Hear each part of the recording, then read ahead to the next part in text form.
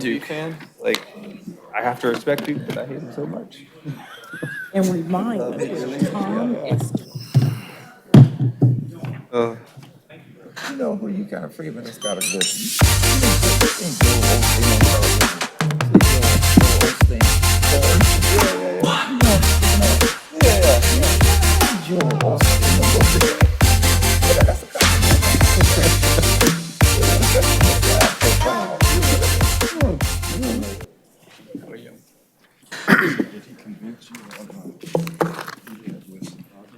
Good evening. Welcome to the Durham Planning Commission. We're glad you're here this evening.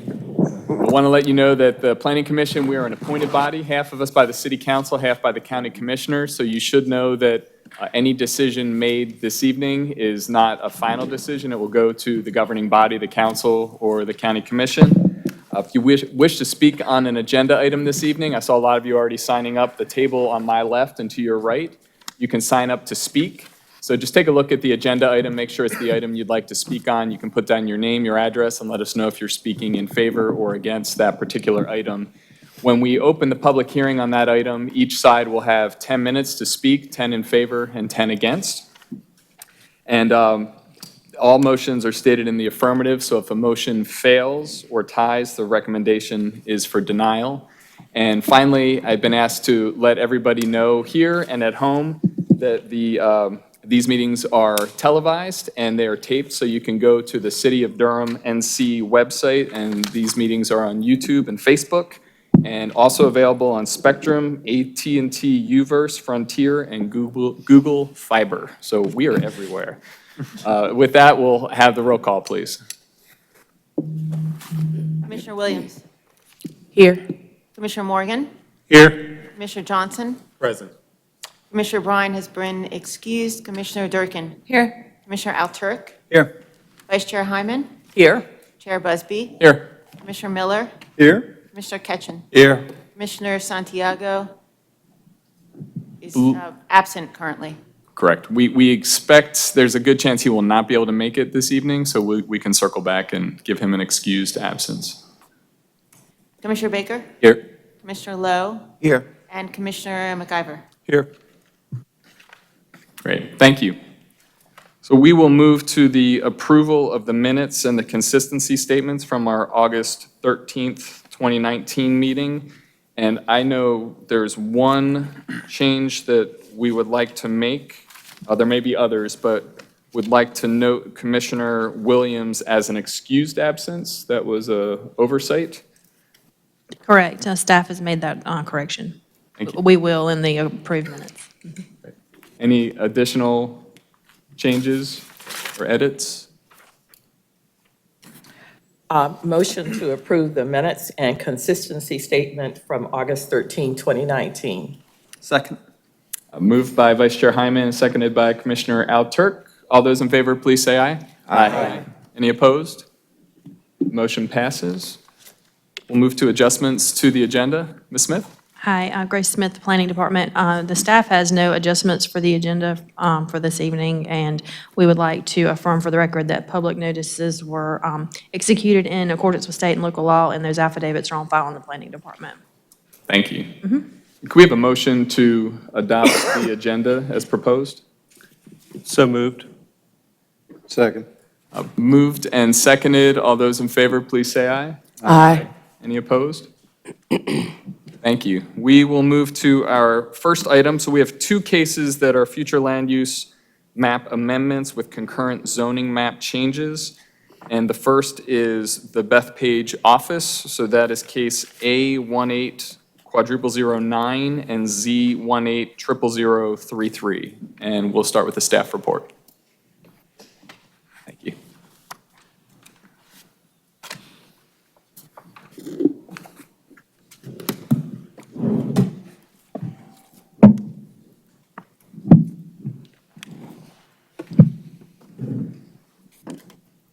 Good evening, Emily Struthers with the Planning Department. I will now be presenting case A18000009 and Z1800033, Bethpage office. The applicant is Rob Griffin. This 23.06 acre site is located at 5621 Chin Page Road and 3824 Page Road. This site is located within the city limits. The applicant proposes to change the zoning from industrial light with a development plan, ILD, to office institutional, OI. There is no development plan associated with this request.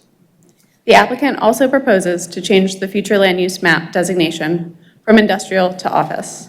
Areas designated as recreation open space will remain as is.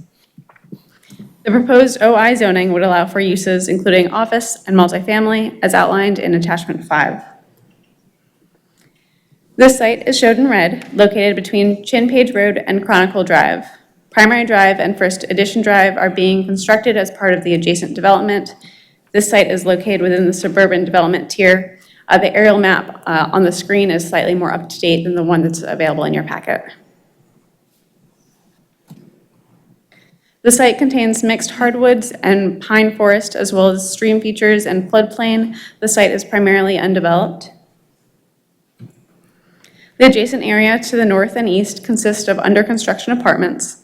The adjacent area to the south is currently undeveloped, but a site plan for apartments, retail, and restaurant has been approved.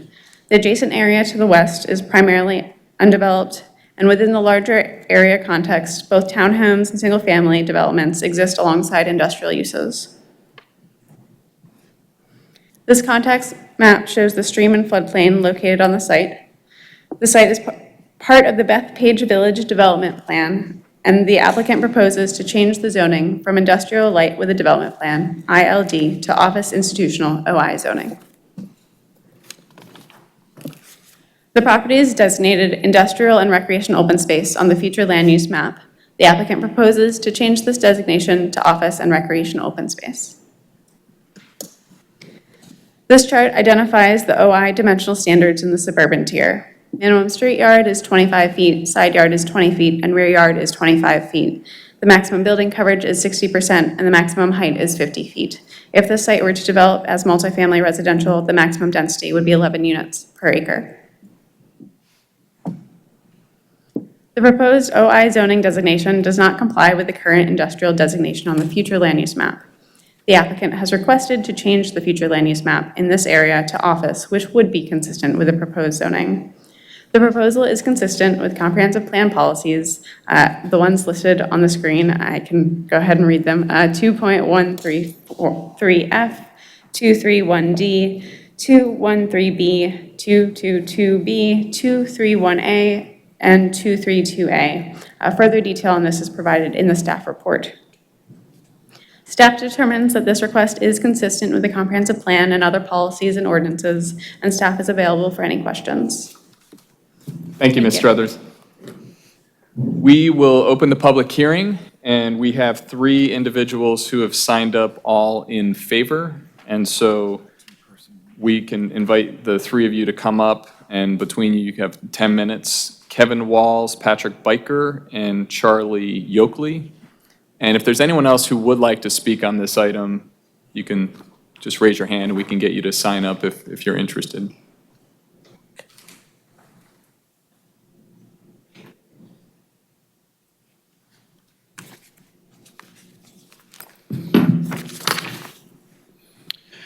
Good evening, Chairman Busby, Vice Chair Hyman, members of the Planning Commission. I'm Patrick Biker with Morningstar Law Group. I live at 2614 Stewart Drive. I'm here tonight representing Tri Properties for this agenda item. With us tonight are Rob Griffin, Vice President with Tri Properties, and Charlie Yoakley, who's our site engineer with McAdams. It's been my privilege to work with Tri Properties on the Bethpage development for the past 12 or 13 years. Back around 2006, Tri Properties was our lead office and industrial developer for Bethpage, an assemblage of property that amounted to about 450 acres. Located in fairly close proximity to Research Triangle Park and Raleigh-Durham International Airport. Pursuant to what we designed and what was approved around 12 years ago, the residential section of Bethpage has been built out as an age-restricted community called Creekside. I hope you all have had a chance to drive through it recently because it represents a great neighborhood for Durham. Unfortunately, the office and industrial section of Bethpage has languished since it was approved unanimously by the Durham County Board of Commissioners. Back then, the Board of County Commissioners consisted of Becky Herron, Ellen Reckow, Louis Cheek, Phil Cousin, and Michael Page. I recall County Commissioner Becky Herron being very insistent that the Bethpage team create enough acreage zoned IL to accommodate around 1 million square feet of space, and that is what we did. Back then, before the Great Recession, we thought Durham needed a large swath of IL-zoned property to compete for a major corporate headquarters.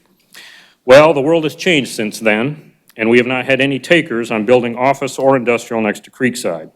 Since the IL zoning on the 23 acres we are talking about tonight allows for either office or industrial uses, we wish to rezone those 23 acres to allow for either office or multifamily. We think this is a better fit for the adjacent Creekside neighborhood, and it allows Tri Properties, as one of the leading office developers in Durham, to continue marketing the site for office use. Next, what I would like to discuss briefly is our team's decision not to submit a development plan with this zoning map change to OI. Again, going back 12 or 13 years, our team undertook a massive TIA for Bethpage, covering over 400 acres. The Bethpage TIA, as part of the development plan that the county commissioners approved, runs with the land as part of the zoning. That TIA accounted for potentially high peak hour traffic generation from these 23 acres within the IL zoning district. Any use allowed under the OI zoning district contemplated in tonight's agenda would be equal to or less than what we accounted for in that original TIA. In fact, the staff report, and I want to thank Emily for an outstanding job, states that the anticipated traffic generation will be reduced by over 2,700 trips per day. Also, since Tri Properties does not have an end user at this time, it's impossible to scope a traffic impact analysis, but once an end user is identified, if a TIA is required, it will be done in conjunction with a site plan. Keep in mind, Durham City ordinances, including but not limited to the UDO, place limits on the site in regard to noise, building height no more than 50 feet, as Emily mentioned, and a pretty significant project boundary buffer under UDO Section 9.4. So for all these reasons, we respectfully ask for your approval, and I'll be happy to answer any questions after our next speaker. Thank you for your time tonight. Thank you. Mr. Walls or Mr. Yockley? My name is Kevin Walls. I live in Creekside at Bethpage, and I'm here representing the residents there who asked me if I would come.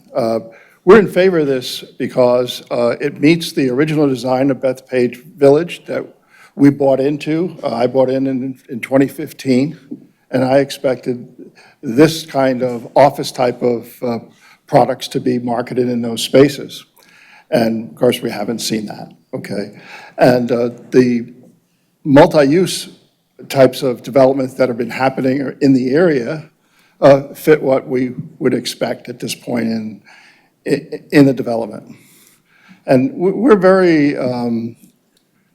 negative issues are more against the city and its councils and planning that they have done nothing to start eliminating all this industrial land that's zoned on Judd Page and Page Road. And that's been discussed at numerous hearings here, and yet it still stays. And that people are coming in piece by piece when it should be zoned, cleared up, and part of the future land use plan. That's all I have to say. And any questions? Okay. Thank you very much, Mr. Walls. We may, when we close the public hearing, if the commissioners have any questions, we may call you back up, but we appreciate your comments. And Mr. Yockley? Okay. And so that's it for who signed up for the public hearing. Is there anyone else who would like to speak on this item for the public hearing? So seeing none, we will close the public hearing. And commissioners, questions or comments? Commissioner Johnson. Thank you, Chairman. I just have a couple of questions just for my curiosity and learning purposes. So for planning, for the commercial property that's south of this site under consideration, has the planning department or any other in the development process received anything about something that may actually go on that site? I don't have that site plan in front of me. It's possible that the applicant may know more specifically the approvals for the site to the south. Unfortunately, I don't have that in my case file at the moment. Okay. And maybe this is a question for planning and/or the applicant. But do you have a sense of what, given the residential development that's around this site, what would be ideal light industrial that would be compatible with what's in that area now? Just your thoughts, not best practices or anything. I'm not sure.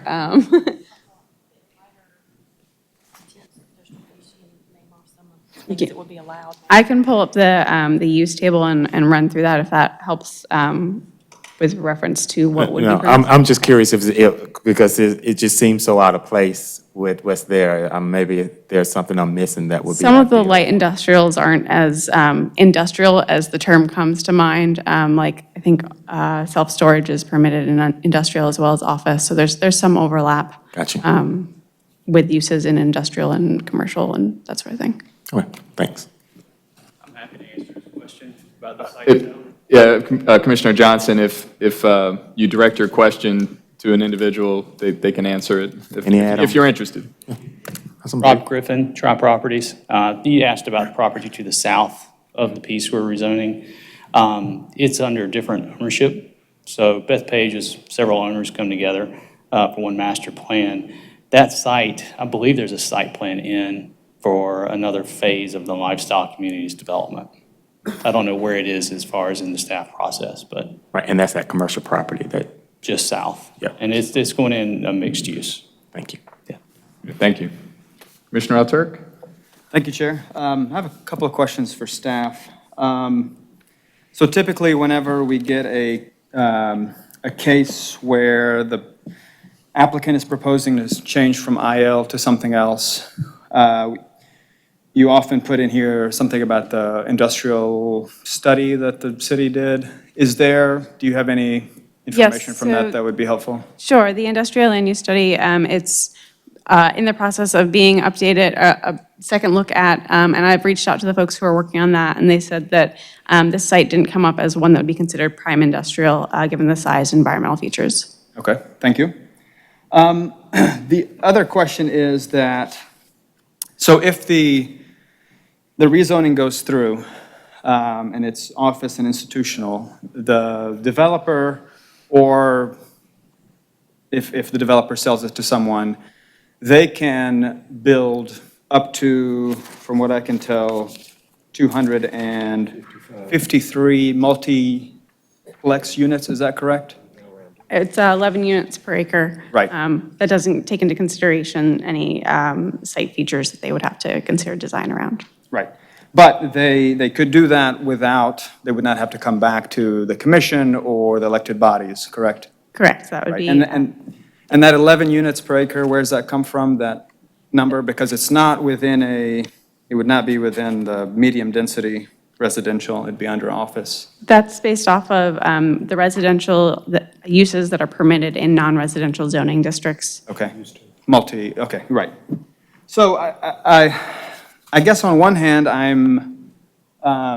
would be, on substantive grounds, I guess I would be okay with having a 10, 11 units an acre, I'd be okay with 250 multiplex units on this site. I think it probably makes sense for a number of reasons. I am wondering, however, on questions of process, whether it makes sense to allow a rezoning that kind of, where we're saying basically you can build a lot of different things here. You can either build office or you can build residential. One of the things that I appreciate about Commissioner Miller's comments often is that he is often concerned about process as much as substance. And I think that if we allow this, then we are saying, well, we don't give the public a real chance to weigh in, neighboring residents, a chance to weigh in on whether they want something like this or not. Now, I understand, and I'll let you answer that. Go ahead. Well, Commissioner Alturk, if you could direct a specific Sure, question. so I guess my guess is that Mr. Biker is going to address a neighborhood meeting maybe that you had? Okay. I apologize, Commissioner Alturk, for not knowing how many letters we sent out. I'm going to use a legal term. It was a ton. We sent out a ton of letters apprising everyone in Creekside of this. And a number of them came to our neighborhood meeting, and they heard the proposal. They weighed the pros and cons of industrial versus office institutional, and Mr. Walls is the president of the HOA, and he delivered their sentiments. So there was no shortage of neighborhood outreach to everybody who lives in the area. I think we sent out 200 letters, 250 letters. Thank you. I think the difference to me between something like this and the kind of neighborhood meeting you would have if you had a development plan is that there is more concrete, something for neighbors to know what might go there. So here it is relatively ambiguous what would go on this property. I just want to remind the commissioners that 2 months ago, when the developer for Chalk Level Road, which is, this case is coming back before us today, when they came to us with a development plan that had the number of units and proposed on it, we said to them that it was too ambiguous and that they should come back to us with more details. So I think in some ways, I do not blame the applicant necessarily for not having a development plan. Part of this is that, the policy, I think this is a best practice issue and a policy issue, which is that we can allow an applicant to have a development plan, we can allow them not to have one, and now we can allow them to have a text-only development plan. And I think that creates a lot of ambiguity, which I don't think is good.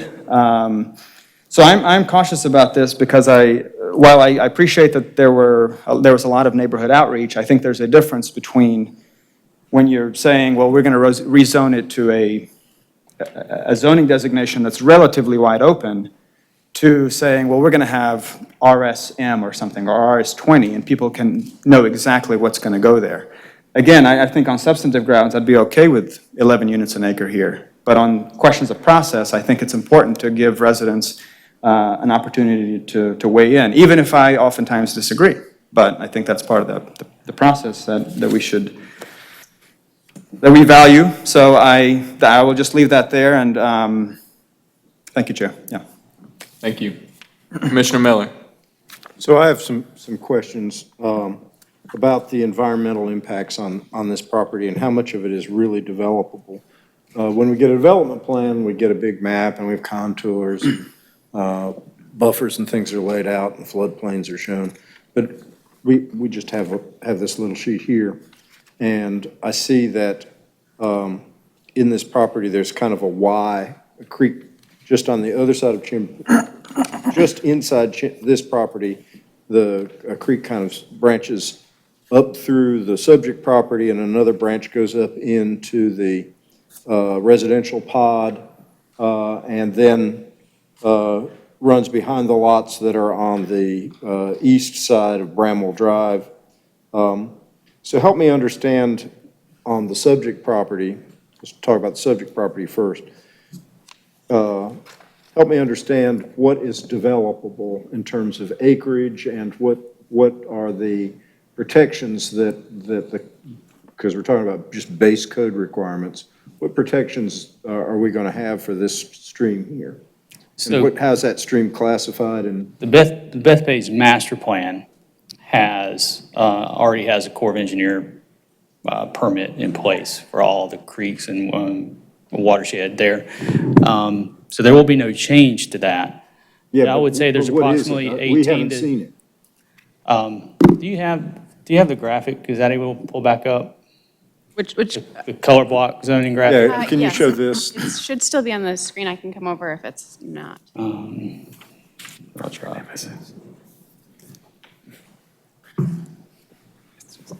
Don't bend.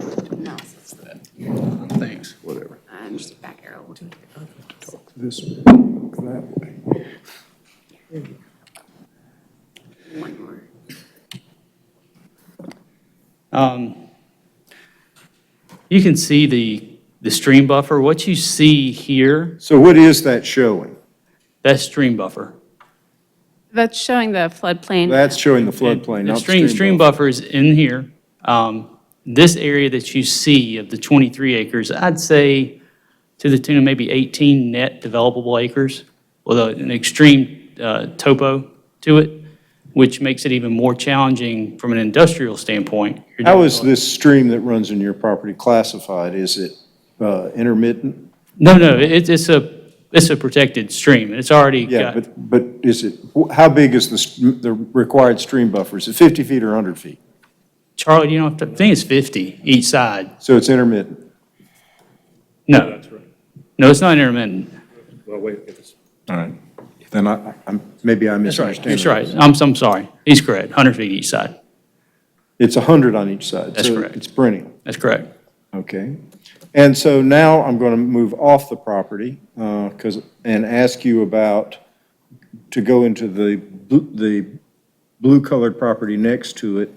To here? Yes, there. Right now, there's nothing in there.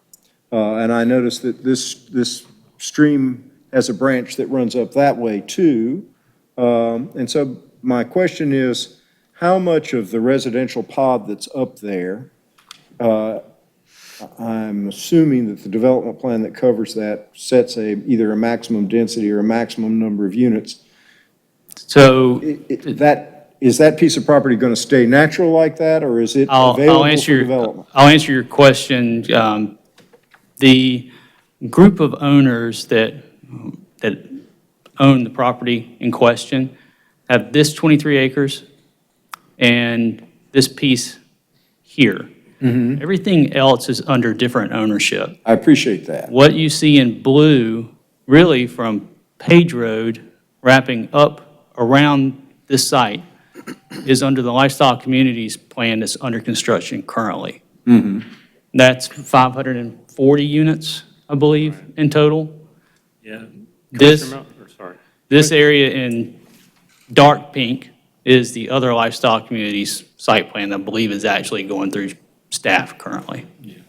To answer your question, Commissioner Miller, looking at the overall Bethpage residential, it's a PDR 4.733. So taking the average of all the acreage, which again is around 300 some odd acres, it's a PDR 4.7. Right, and so. And that, I'm sorry to interrupt, sir. And that PDR allowed for single-family townhouses and apartments as long as the overall density did not exceed 4.733. Right, and I was just, because we're not briefed on the property that is around it. I'm trying to anticipate what might wind up being next to your property. Yeah, that's going to be, is that town? And so how much residential development capacity under that PDR 4 point whatever it was is left to go into those undeveloped blue spaces? Is that we don't know. You don't know? Haven't been involved in that in many years. All right, well, that's fine. But I think it is, I think all the site plans are done. It's actually, everything that was entitled by Commissioner Herron and Commissioner Reckow and the others at that point in time, I believe in the residential phase has been fully entitled, but Emily would know better than me. The aerial image shows the under construction better than the aerial image in your packet. Yeah, it's not, I'm just was wondering is how much and what can go where? I don't have the number of units, but outlined to the north is the apartments, which specifically. So. To answer your, there is no more to be On three sides of the subject property, we either have creek and right-of-way, but we have one long buffer, which might be the extension of First Edition Drive, or there may not be an extension there, where a buffer is going to go in depending upon what gets built under OI if we approve this rezoning, if we, the community, approves this rezoning. So I was just wondering, what would be the buffer requirement between the shaded subject property and the blue immediately to the north? So to the north, a site plan's already been approved on that, so the buffer would have been provided based off of the ILD for the ILD but vacant adjacent to the PDR.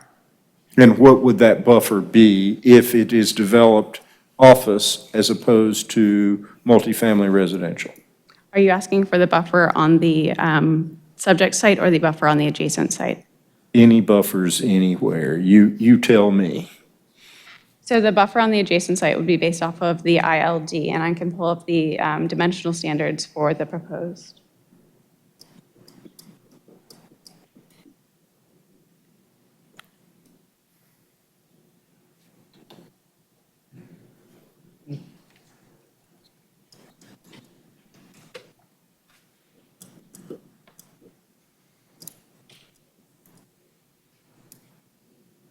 Technical difficulties.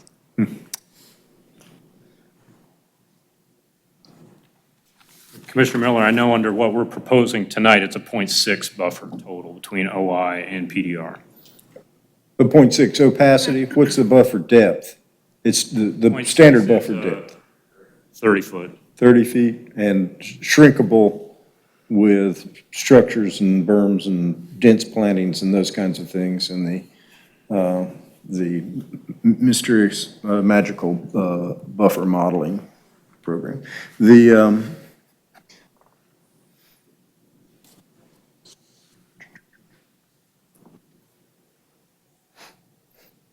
And so I have one last question for staff. When Bethpage was approved, it was approved in several pods.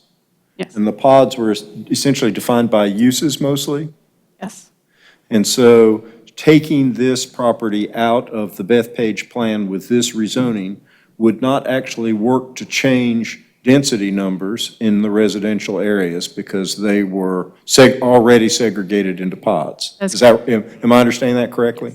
All right, thank you. I'm all done. Thank you, Mr. Chairman. Thank you. Commissioner Baker? Yeah, I thought that Commissioner Alturk's comments were pretty compelling. First of all, I want to thank staff for adding in the dimensional standards. I think a lot of the time we talk about use, we talk about land use, we talk about traffic counts, we talk about density, things that you can't really you don't notice it when you walk down the street or when you're part of a community, but you certainly understand setbacks. When a building is 25 feet away from the sidewalk, when buildings are separated from one another, when there's a parking lot in front of a building. And I think that those are things that we're talking about it more, and we continue to talk about it more, and I think that those really need to be our priorities, and we need to transition from too much discussion about sort of land use, when a lot of the time the land use that we're talking about are compatible with one another. A lot of the time we don't really need a dense buffer between different types of buildings. Of course, if it's industrial or something like that, that's when we would want a buffer. That's when we want separation between buildings. The thing that I found compelling about Commissioner Alturk's comments is we had a long discussion a couple meetings ago about the uncertainty that we face every time we make these types of rezoning decisions. I would love for us to be able to come to these meetings, the applicant to come up, and us to simply approve development, knowing that the standards are in place, the standards that we care about are in place, that create walkable, sustainable communities. I've said this before, people may be tired of hearing me say this, but we need those. And I do feel bad for applicants who come in and sort of have to face us and have to face council, not really knowing what's going to happen, simply because we don't know what's going to happen, because there are so many standards that are not in place that could be in place. And so I'll just leave it there. I think that this, I've said this before, and this applies to pretty much every single case that comes before us. I don't really know what else to say. I hope that we can, soon be in a place where we know what those standards are going to be and that they're good, and we're pushing towards more sustainable, walkable community. Right now, this rezoning, whether it happens or whether it doesn't happen, it's not going to be the case that we're moving the community in the direction that we actually want to be moving the community from a big picture standpoint. a lot of this stuff is going to change after the comprehensive plan, and that is a very important effort. We all need to be playing our part in that. And I do hope that we can make changes before, 3 years from now when the comprehensive plan is over and an additional 2 or 3 years after that with the UDO rewrite. Thanks. Thank you. Other commissioners, questions or comments? Yeah. Commissioner Morgan? Yeah, I had one question for the applicant. Given that we've kind of been centering on kind of what's being developed, would the applicant consider reviewing with the neighborhood any kind of plans that as they come up? Oh, of course. I mean, we have a very good relationship with Mr. Walls. As soon as we have an end user, whether it's an office user or a multifamily user, we'll certainly let Mr. Walls know. Would that be a commitment that you could make? Yeah, sure, we're happy to Okay. do that. He's a great guy. Okay, thank you. Staff would just like to note that it's a straight rezoning, so we don't have an opportunity to implement commitments. Okay. Thank you. Thank you. But we will make sure it's on the record, Mr. Walls, that you are indeed a great guy. He wants it, so. Other questions or comments? And I will say, actually, Mr. Walls, I think having you here this evening was helpful from my perspective to understand that the neighborhood association was invited to a meeting, that the neighborhood and with your representation is in support. Every sub-parcel that they've been developing, they're either notify us where they're intending to go, and then, we have. If you don't mind coming to the microphone, thank you.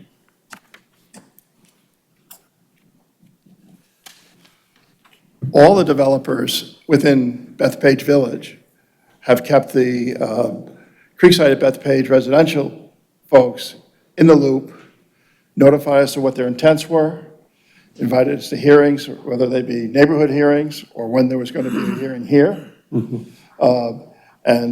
So I don't think we have a problem that, we know we're going to reach that. We track the maps in the whole area on an active basis. So as soon as they do an application for anything, we spread that throughout our community and ask, what do we want to do?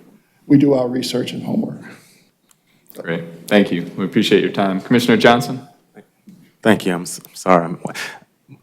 So thank you, Commissioner Turk, for keeping that in the air, that thought and that comment, which leads me to for the applicant, in regards to when you reached out to the neighboring communities and you shared what this the zoning change and future land use map, the request we're considering tonight, what was the extent of what you shared in regards to, did you inform them that potentially 11 units per acre would be on it, and what that density would look like with the surrounding neighborhoods, and what kind of, did you get any feedback from that in regards to, what that would do to the look and feel of that area? Absolutely. We gave a comprehensive disclosure of what the available uses are under the OI zoning district with exactly the densities that you referenced, Commissioner Johnson. What we also referenced is the reality that under the IL zoning district, warehouses and distribution facilities are allowed, similar to the Long Beverage project they all approved whenever that was, a year or so ago. So it was really looking at the balance, what are the pros of the OI district and what are the cons of the IL district, because the current development plan that's in place today does not have any restrictions on the IL use.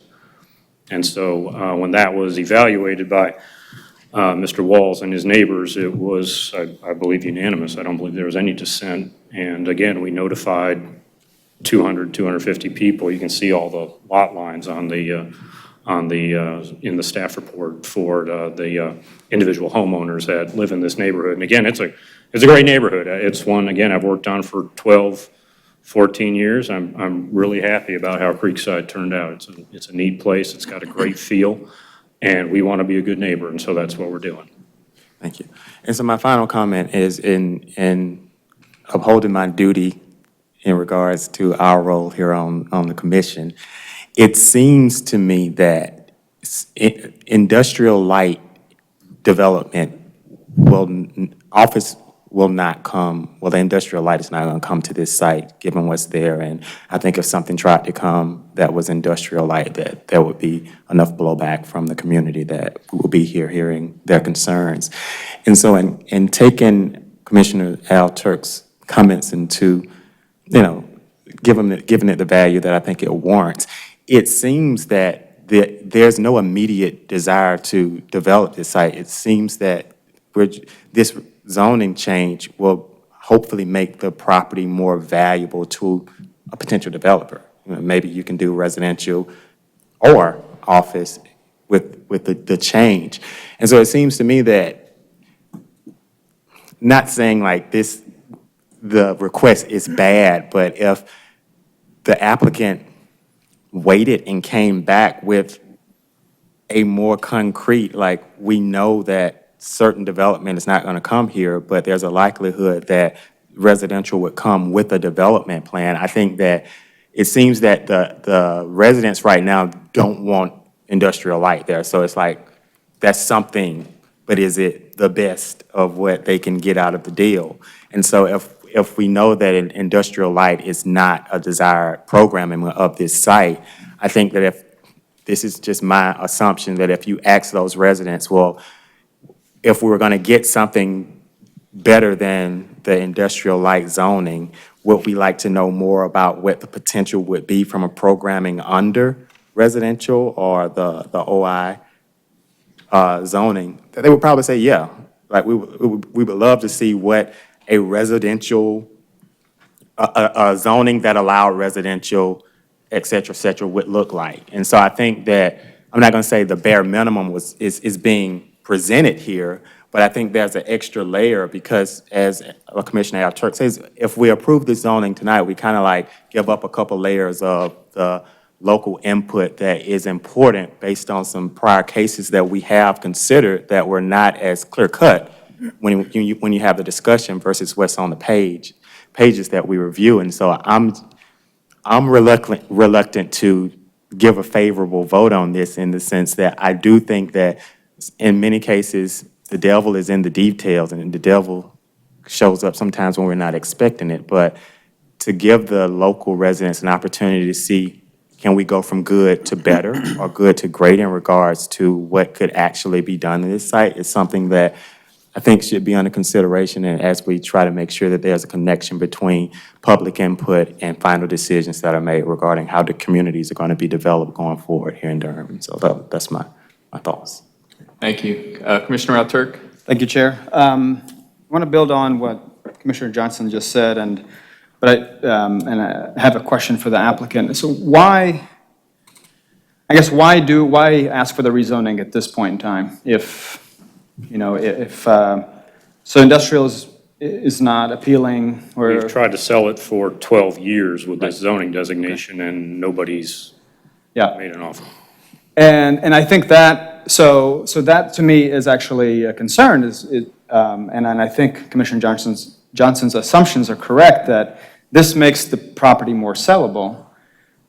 And when the applicant or the developer sells it, the relationship with the neighborhood, there is no relationship with the neighborhood. So I appreciate that there is a good relationship now between the applicant and the neighborhood, and one of the neighborhoods. But if it is sold, the new developer can do what they want. And so I'm not saying that residential is not a better use in this particular property. I have no doubt in that. I just think that to preserve the process, which is to say that, residents should have at least some say in what goes on a property, and the elected bodies will still make the decision, that we should safeguard those processes, or safeguard those mechanisms, I guess. So I'll leave it there. Thanks. In a previous marketplace, I'd say I would agree with certain points you've made. In the current marketplace, and the uncertainty of getting projects and site plans approved, it can be a quite lengthy process. Buyers will no longer buy properties, quote unquote, sight unseen. They want to have the rezonings in place. Most, if not all, contracts, we've got representatives from several engineering firms here, require site plan approvals in place before they will close. So to your point, the relationship to the neighbors is still wholly intact until the site plan is approved, because most of these buyers want site plan approval before they will close. Now, That's helpful context. I will note, we're through with the public hearing process, so unless a commissioner directly asks you a question, we'd ask that you refrain at this point. We view that as a tag team response to the. Yeah. and You I- weren't directly asked a question at this point, so please, if you're directly asked a question, you can answer it at this point. Commissioner Alturk? And Well, that you was have a hel- direct question? No, that was helpful, thank you. Yeah. Any I'll- additional? No, I guess I'll still stand by my point, but I do appreciate the clarification. Thank you. If I may, Commissioner Alturk, in a perfect world, because I hear your point, I hear Commissioner Johnson's points, and I want to go along with those points, but at the same time, we do have the neighborhood association saying this is an improvement from their perspective. So I came in prepared to vote for this, especially when Mr. Walls came. So if we, on your position, if, I'm hearing you say you're ready to likely vote against this because you're trying to give the neighborhood additional opportunities for input, how do you see those opportunities for input being available? Because my concern is if we vote against this, we're actually denying the neighborhood an opportunity to have this become residential. So in your mind, what are the steps you see from here forward that actually give the neighborhood more input as opposed to taking away the one choice they're saying tonight we would like to have? Well, part of it, yeah, sure, that's a Anyway, good 'cause I hear question. No, your that's a great point. question. I think part of it is that if you had let's say the proposal was to change it to RSM with a development plan, or even if it was just RSM, so we know that it's going to be residential suburban, and we know what it might look like, then I think that probably the attendance at neighborhood meetings would be higher, interest among residents would be higher, and, input into the process would be stronger. It's hard for me to know at this point, how representative Mr. Walls is of the surrounding neighborhoods. I'm, not to discredit his opinion, but because I think this is a kind of an ambiguous rezoning, it's going to depress, attendance at a meeting like this. I think, right? I don't know what the attendance was like, but to me, at the end of the day, more information is going to be better for something like this. So that's it. Great, thank you. Commissioner Miller? So I have to say that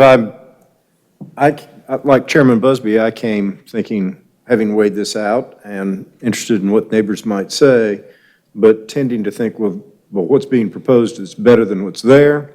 What's there wasn't working because it wasn't selling for industrial. I'm one of the commission members who has criticized our land planning for this area for a long time by creating large swaths of industrial that nobody wanted. And now we have a patchwork quilt of residential and industrial in 10 to 20 acre blocks that's not land planning at all. So, I still have all of those things in mind, but I'm very interested in the points that Mr. Alturk is making, and I guess some of this, and I don't want to put words in your mouth, so I'll put words in my mouth, is we have a couple of zoning categories. IL is one of them, OI is another one, where it's too broad for us to do what we do, is feel comfortable about what's going to happen in the future. We lost the gradation of zones that we had before we adopted the UDO. We used to have multiple levels of, well, not multiple, we had 2 levels of office institutional, OI1, OI2, and those sorts of things. And we've created a couple of zones that without development plans send us into too much what-ifing. It's the uncertainty. And I know that, and again, I'm going to speculate, that the neighbors, because I have a neighborhood point of view, they have to weigh out things, and they had to weigh what they what they knew they didn't want, which is IL, against not having the extra controls that they might have for what they do want residential. And those things are, you put them in the scales, but they're measured, they have different units of measure. It's very hard to do, but you have to do it because we have created a whole land use planning process that makes their position entirely responsive. They don't control it. The landowners and everything control the rezoning process. They decide when things move or don't move. And all the neighbors can do is respond to what's put in front of them. They have no hand on the steering wheel. They can only say yes or no. And that worries me. And I appreciate you bringing it up because it's a conundrum. And I hate to use cliches like the good being the enemy of the perfect or what have you. But these are, in fact, the kind of weighing out of issues that have to happen all the time. Another way is to ask whether or not this developer would be willing to spend some time talking about adding a development plan to this rezoning and at least within certain perspective, realizing that they don't have an end user, but talking about with the neighbors about how they might use the development plan to control some of the things that neighbors and developers want to control when they go through development plan zoning. I mean, just because we're in early days here, we're at the Planning Commission. This is going to go to the elected body later, but unless they have somebody on the hook right now, they've waited 12 years. Maybe there's time to fix this. If I was the neighbor of this development, the fact that you could build a 50-foot building under office institutional, you can have a 30-foot buffer with a 60% opacity, but if the building is really, really tall, it just doesn't mean anything. And so I would feel more comfortable if a development plan said, well, if we're going to build residential buildings, they're not going to be taller than 35, 40, 45 feet, which is kind of the standard that we've been working with in residential projects around here. There are ways to do that, and it's not too late. We're not making a final decision. It's not over when we vote. And I was wondering whether the developer would be interested in solving the conundrum that we've had here by saying, well, let's take a couple of months and talk about appending a development plan that a property owner who wants to market his property and doesn't want to constrain it too much might be willing to, but might be willing to add some constraints if it involves the neighbors in a process that makes an office institutional use of this property more palatable and involves them and engages them at the level that you've expressed concern about, and I share your concern. So I'm going to, if I may, Mr. Chairman, I'm going to ask these landowners and their attorney whether or not they would consent to a 60-day delay to talk about adding a development plan to this rezoning and working with the neighbors about constraining, at least to some degree, some of the farthest limits of what rezoning might mean on this piece of property. Staff would just like to clarify that a development plan would involve a new application. Oh, all right. Yeah, can I? You may answer the question. Answer that question, and the owner may have another insight. Commissioner Miller, I appreciate that point. The issue we have gets back to what I was talking about with the TIA. We already paid for this is a legal term, ginormous TIA that covered all 450 acres. If we call out this parcel and designate it for X, Y, and Z uses, we got to do that TIA all over again for this. And every TIA costs, what, 40 grand, 50 grand? Easy. It's another 40 or 50 grand that it costs just to go talk to Mr. Walls and his neighbors and say, well, we did our development plan, we did our TIA, we spent 40 or 50 grand, and we're going to give you the exact same information we gave you at the neighborhood meeting that we had quite a few months ago now. But I don't see how necessarily adding a development plan here that limits the height of a residential building is going to impact the TIA particularly at all. It would because the TIA is more than 8 years old, you'd have to start all over again. The UDO specifies that. We don't really have a dog in the fight about that. There's just no mechanism to do it. without going through those, I think, unduly burdensome requirements that the UDO imposes when the developer, when Mr. Griffin and our team has already done it before. We have to go around the mountain. I just want to recognize staff just for a moment. They may have a point to make. Earlene Thomas with Transportation. I just wanted to point out this were a new zoning application. The TIA would be required if you met the threshold. So it doesn't necessarily mean that a TIA would be required. It would depend on what you were anticipating developing. No, we're on the same page, but we anticipate that it would trip the threshold. Pardon me? We anticipate that what we would ask for on the development plan would trip that threshold. TIA. And to further that point about going the development plan route, to be very clear, this is dirt that we are trying to sell. And going the development plan route, now we are going from a shotgun approach to a pool of buyers to a very specific rifle approach of buyers who are going to be willing to live with the conditions that get placed upon the development plan as it makes its way through all of these meetings. And that's a near impossibility. They and their funders, their investment committees can live with different levels of risk as they perceive them with these conditions that get placed upon it. Trying to find a buyer who's willing to accept that's a huge challenge, and I think it's quite an impediment. It's a challenge we're familiar with and we see all the time. What we're trying to do is to use our ability to advise elected officials and the planning apparatus to bend the process in favor of more community involvement. And I wanted you folks to kind of sign on to that. Not all commitments in a development plan necessarily are severe constraints on saleability of property. They can be. You can make a really long list and palettes of colors and materials and all of that. I'm not sure that we're necessarily looking for that, but so I appreciate your answer, and I still am not sure I understand exactly why the development plan that reduced the height requirement would necessarily trigger a TIA if the current rezoning didn't trigger it anyway. So that's all I have, Mr. Chairman. I would like to make a clarification with regard to the height. The 50-foot height is tied to the non-residential height. If they were to develop multifamily, they would be subject to 35 feet, which is consistent with the RSM height. So it varies depending on the proposed use. All right, well, that's good to know. Thank you. Great. So we have a few other commissioners who have indicated they'd like to speak. Commissioner Kenshin and then Commissioner Durkin. Yeah, I have a quick question for Ms. Struthers.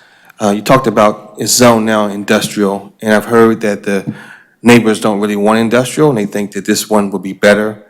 And I said before, sometimes we make the perfect the enemy of the good, I think, sometimes on the commission.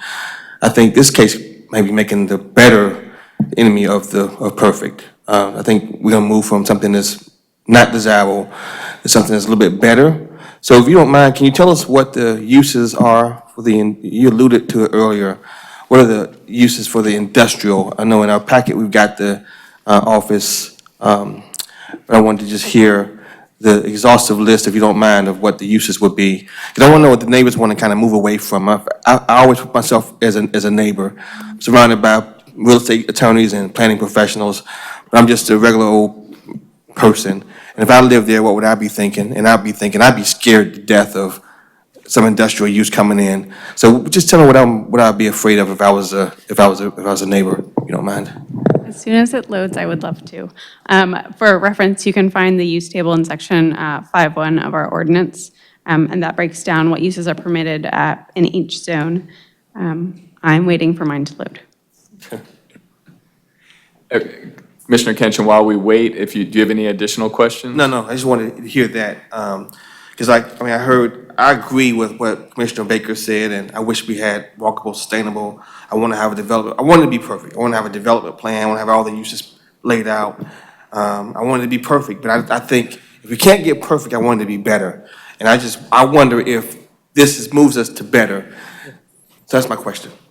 Okay, so within IL, I'm going to run through what is permitted as well as what is permitted with limited use standards.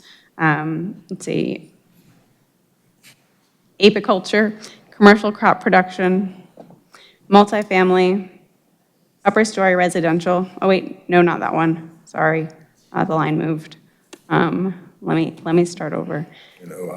Apiculture, commercial crop production, forestry.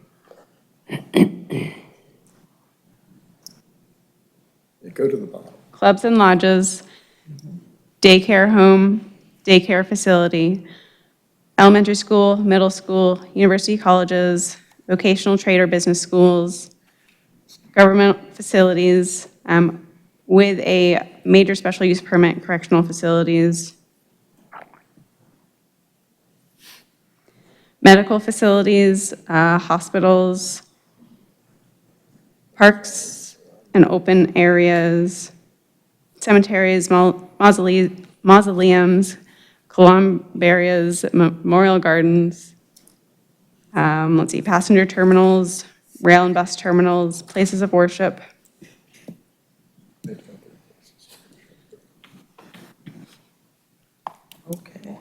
That's probably good enough. I think Commissioner Kenshin got his money's worth. Okay, there's a lot more and the line keeps moving, but it's available.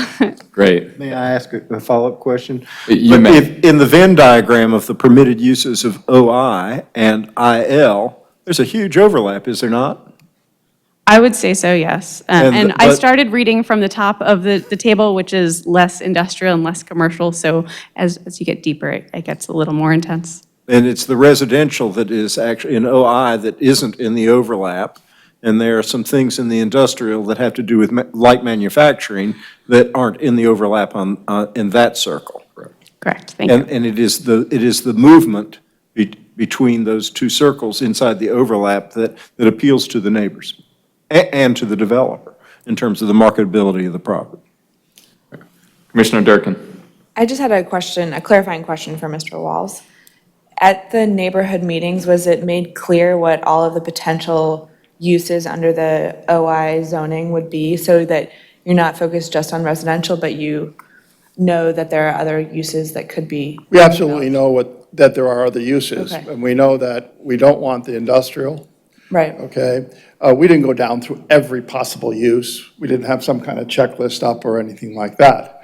But the neighbors But aren't. we do understand, multi-use, because we have multi-use in other pods of this Bethpage Village. Those plans have been approved, okay? And so we understand those, and we're accepting those. So we see this as just another possibility. Okay. Also, originally, all the drawings of Bethpage Village, the concept drawings that we saw, all showed this as office. And we all accepted that when we bought into the properties. Okay, I think that's a helpful clarification because some of the comments from fellow commissioners were under the assumption that you only wanted residential, but I heard in your No, initial we're not comments and saying that. wanted to We clarify. understand the multiple uses of the new zoning that they're requesting. So leaving the flexibility of OI actually is in line with what the neighbors are expecting and what they've approved. So I'm comfortable voting in favor of this. Thank you. Commissioner Williams. Yes, I am absolutely pleased with the Planning Commission wanting to be proactive in protecting the neighbors and making sure that the neighbors are heard and giving the cases that we have already been through and the things that we have done. But I do think that we are a bit overzealous in this point because we still will hear from the neighbors even if we rezone this and they decide, okay, well, they approved it and they said it was okay, and then the developer comes back and they design something or they propose something that they don't like, you can best believe the neighbors are going to show up. So whether we disapprove it now or if we approve it now and they don't like the plan later on is really not gonna make a difference in terms of community involvement. But if we have a relatively easy plan right now that is before us just as an advisement topic, and we're able to say, okay, let's move forward because we have somebody that wants to sell a property, and not necessarily just for the sake of selling it regardless of burden, but wants to sell a property to make something that is useful, then I think that we should look at it objectively because it's about no harm, no foul right now. And even though we have one person here speaking, it doesn't change the fact that he may be speaking for 600 people just because they didn't show up. So I think that we have to remain clear and deliberate in what we're doing and for the right causes. And in doing that, we still have to talk about walkability and different things like that. But again, Page Road, I mean, I don't know exactly how far these people are walking, but there's not a whole lot there for them to walk to. So unless we provide places for them to build so that they can use the walkability that we are talking about with sidewalks and driveways and clear pathways and greenways and clear air spaces, if we don't make a way for them to have that where it makes sense, then we're diminishing some of the things that a lot of the commissioners are actually trying to accomplish. And in doing that, then we are handicapping the community. We have to trust the process that we have put forth in our various meetings before now, things in place that communities and people know that they can use the tools, that they can come before this commission and know that they will be heard. But we also can't continue to push out developers and say, okay, well, because you don't have a development plan that you can commit to, then we don't feel comfortable when we have somebody at least willing to represent the community. I'm just saying, trust the process. Thank you. So Commissioner Alturk's going to make a brief comment. Just a quick comment, Commissioner Williams. The process would end tonight because the developer could develop, anything within OI, and if neighbors don't like it, they would not have another chance to come back to the commission. They wouldn't come to the commission, but they definitely could go to city council. At that point, it becomes a site plan issue, and it is only an administrative, so. They're not fighting it, so, I mean. I just wanted to clarify that point. Thank you. And this is I think we're at the point where we're ready for a motion, so I have one. Commissioner Lowe, yes, you have not been able to speak. Just a question of clarification for myself. On the tons of letters that were sent out, or the 250 letters that were sent out. Yes, sir. Did I understand you correctly to say there was no dissent? Everyone was in agreement with what you proposed to do?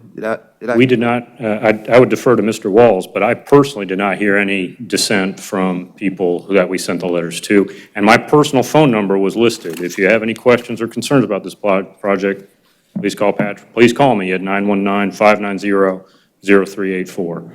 They had my direct number. Talked to a few people after we explained the process to them. Mr. Walls has testified that it was unanimous support for this development, for this rezoning that's before you tonight. So Mr. Walt, that should be my takeaway from you as well, that there was zero dissension or zero disagreement with the plan? I think we could poll the 397 homes that are already occupied in Creekside at Bethpage, and you'll get zero wanting to have an IL zone, if that answers your question. And if you want that, I can make that happen. And we have 656 homes that are going to be built there, and we're at 60-some-odd% built out. The rest are under construction. Our land is still being, prepped. And you'll get nobody wanting IL. When we found out that area was IL, and that was 2.5 years ago, we were in here for another piece of this whole pods, and we had this similar discussion.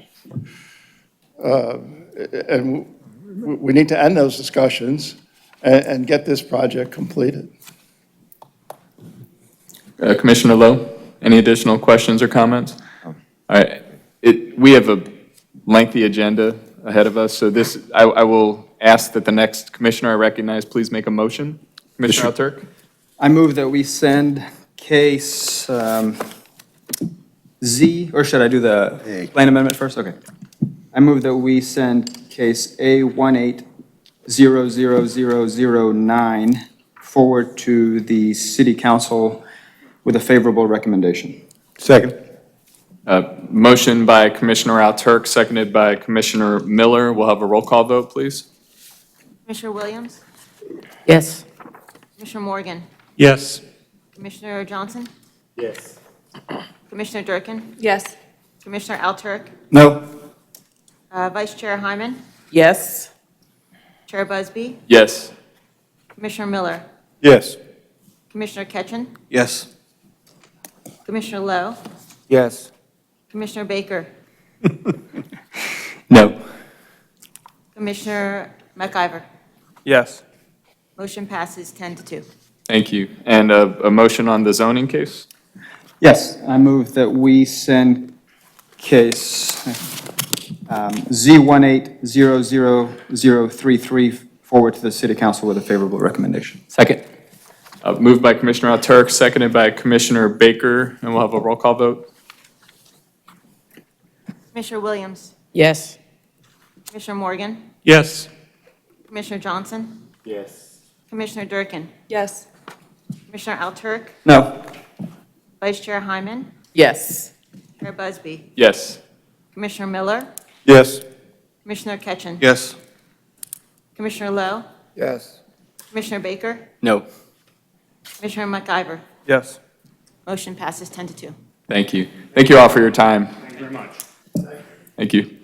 We will move to our second case, and this is the 4809 Farrington Road. This is case A1900010 and concurrent case Z1900028. And we will start with the staff report.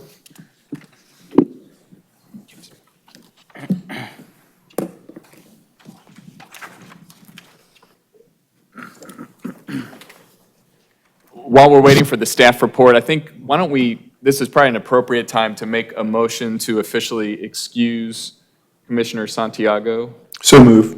Second. Second. All those in favor, please say aye. Aye. Any opposed? Great. And again, he had given us a heads up that he was very likely unable to make it tonight. And I think at this point, it's safe to say he won't be able to be here. Great, we'll start with the staff report.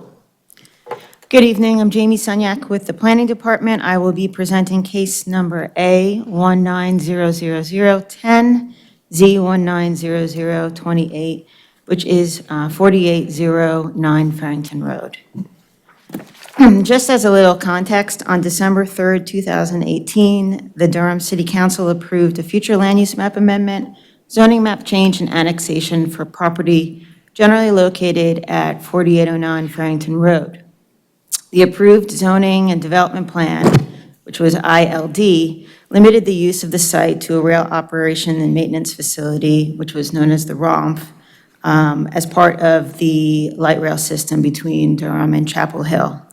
No development activities have occurred on the property, but during the public hearing process for the zoning map change and the associated other requests, for the ROMF, the City Council had indicated that if the light rail project did not move forward, the city would pursue a zoning map change to change the property back to a residential district. As a result, the city has initiated a zoning map change for the 23.417 acre, 23.418 acre site to residential suburban multifamily. No development plan is prepared in conjunction with this request, as there is no specific development proposal. The properties are currently designated industrial on the future land use map, and the city proposes to change the land use designation to low-medium density residential to coincide with the zoning request, which would allow a density of 4 to 8 dwelling units per acre. As there is no specific development proposal, if approved, any use within the RSM district would be allowed. This is the aerial map. The property is shown in red. The site is located within the suburban tier. It falls within the Falls Jordan Lake Watershed Protection Overlay District B and the Major Transportation Corridor MTC I-40 Overlay District. This slide shows the site in terms of photos. Most of the property is vacant, undeveloped land with a number of single-family homes facing Farrington Road. In addition, there's a right-of-way, Dabney Road, that runs through the site, and the location of these photos have been identified on the aerial map within your staff report. This slide depicts some of the area conditions. The site is adjacent to the Patterson Mills Country Store to the south, the villas at Culp Arbor residential development to the west, and I-40 to the east. There are a number of nearby residential developments. Glenview Park, Prescott Place are located to the northeast of the site, across I-40, Maida Vale, Creekside, and Weston Downs residential development, as well as the Creekside Elementary School are located to the west off of Ephesus Church Road, less than half a mile away. The zoning context map shows the property on the left, currently zoned industrial light with a development plan in purple, and the proposal is to change this designation to our residential suburban multifamily as shown on the right. Future land use map shows the property in purple, which is designated as industrial, and we are seeking to redesignate the site to low-medium density residential, which would allow a density of 4 to 8 dwelling units per acre. This chart, which has also been included within your staff report, provides a depiction of the dimensional standards allowed within the RSM zoning district. And the range, you can see, it depends upon the type of housing that may occur. Without a development plan, the maximum number of units permissible in the zone would be 8 dwelling units per acre. In terms of consistency with the comprehensive plan, the existing land use designation for the site is industrial, which is not consistent with the proposed zoning. As mentioned, we're seeking an amendment to low-medium density. The low-medium density residential designation for the tract is consistent with the neighboring residential developments and is an acceptable designation within the suburban tier. It is the proposed low-medium density residential development of the site is consistent with the residential suburban multifamily development permissible within the suburban tier. Multiple residential developments are found adjacent to this site, ranging in density from 1.730 to 5 dwelling units per acre. So staff finds that this request is compatible with the development patterns of the area. Existing infrastructure, such as roads and schools, are sufficient to accommodate potential impacts. And there is sufficient capacity within the school to support the additional school-age children as a result of the proposed zoning.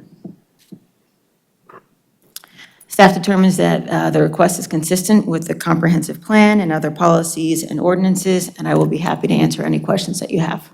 Thank you. We will open the public hearing. We have 4 individuals who have signed up to speak. We have 3 in favor and 1 against in part.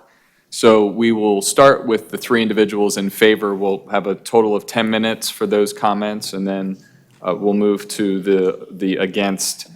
The folks in favor, Ruth McKinney, Philip Post, and Mimi Kessler. So you can come join us.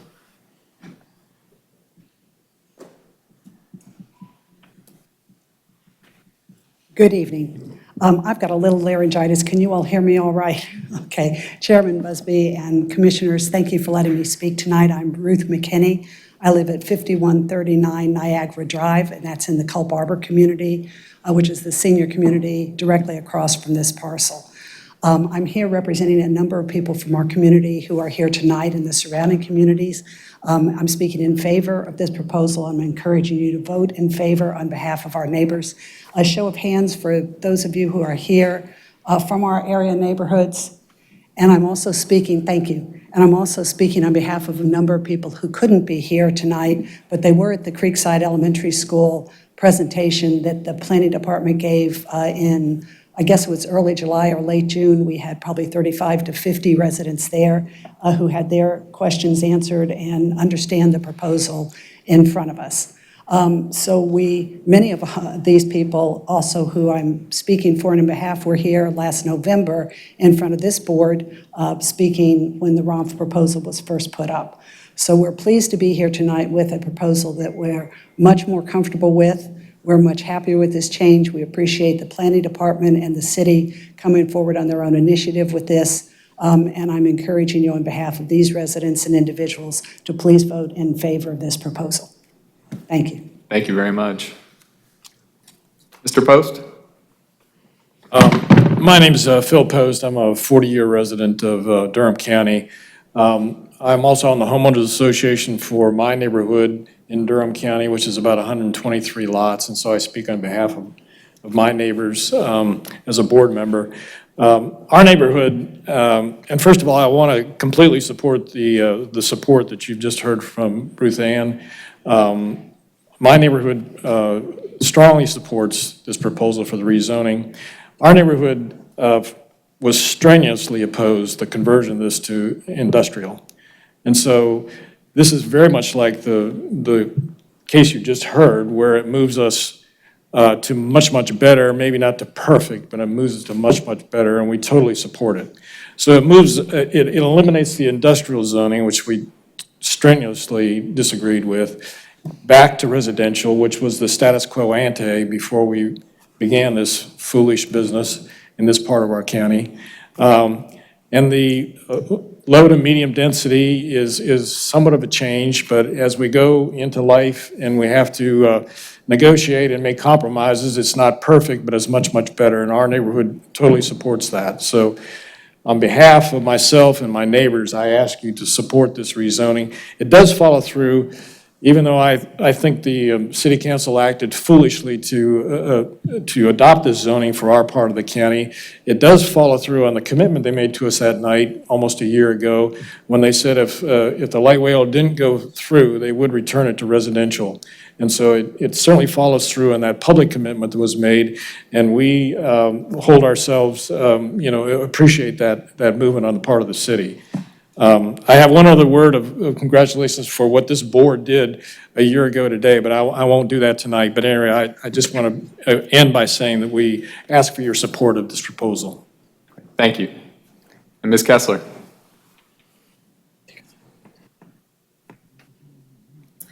Hello again. I'm Mimi Kessler. I live at 1418 Woodland Drive.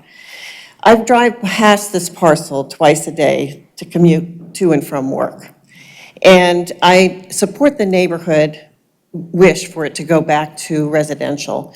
I certainly was very aware of how much objection there was based on signage around this area while I was driving through.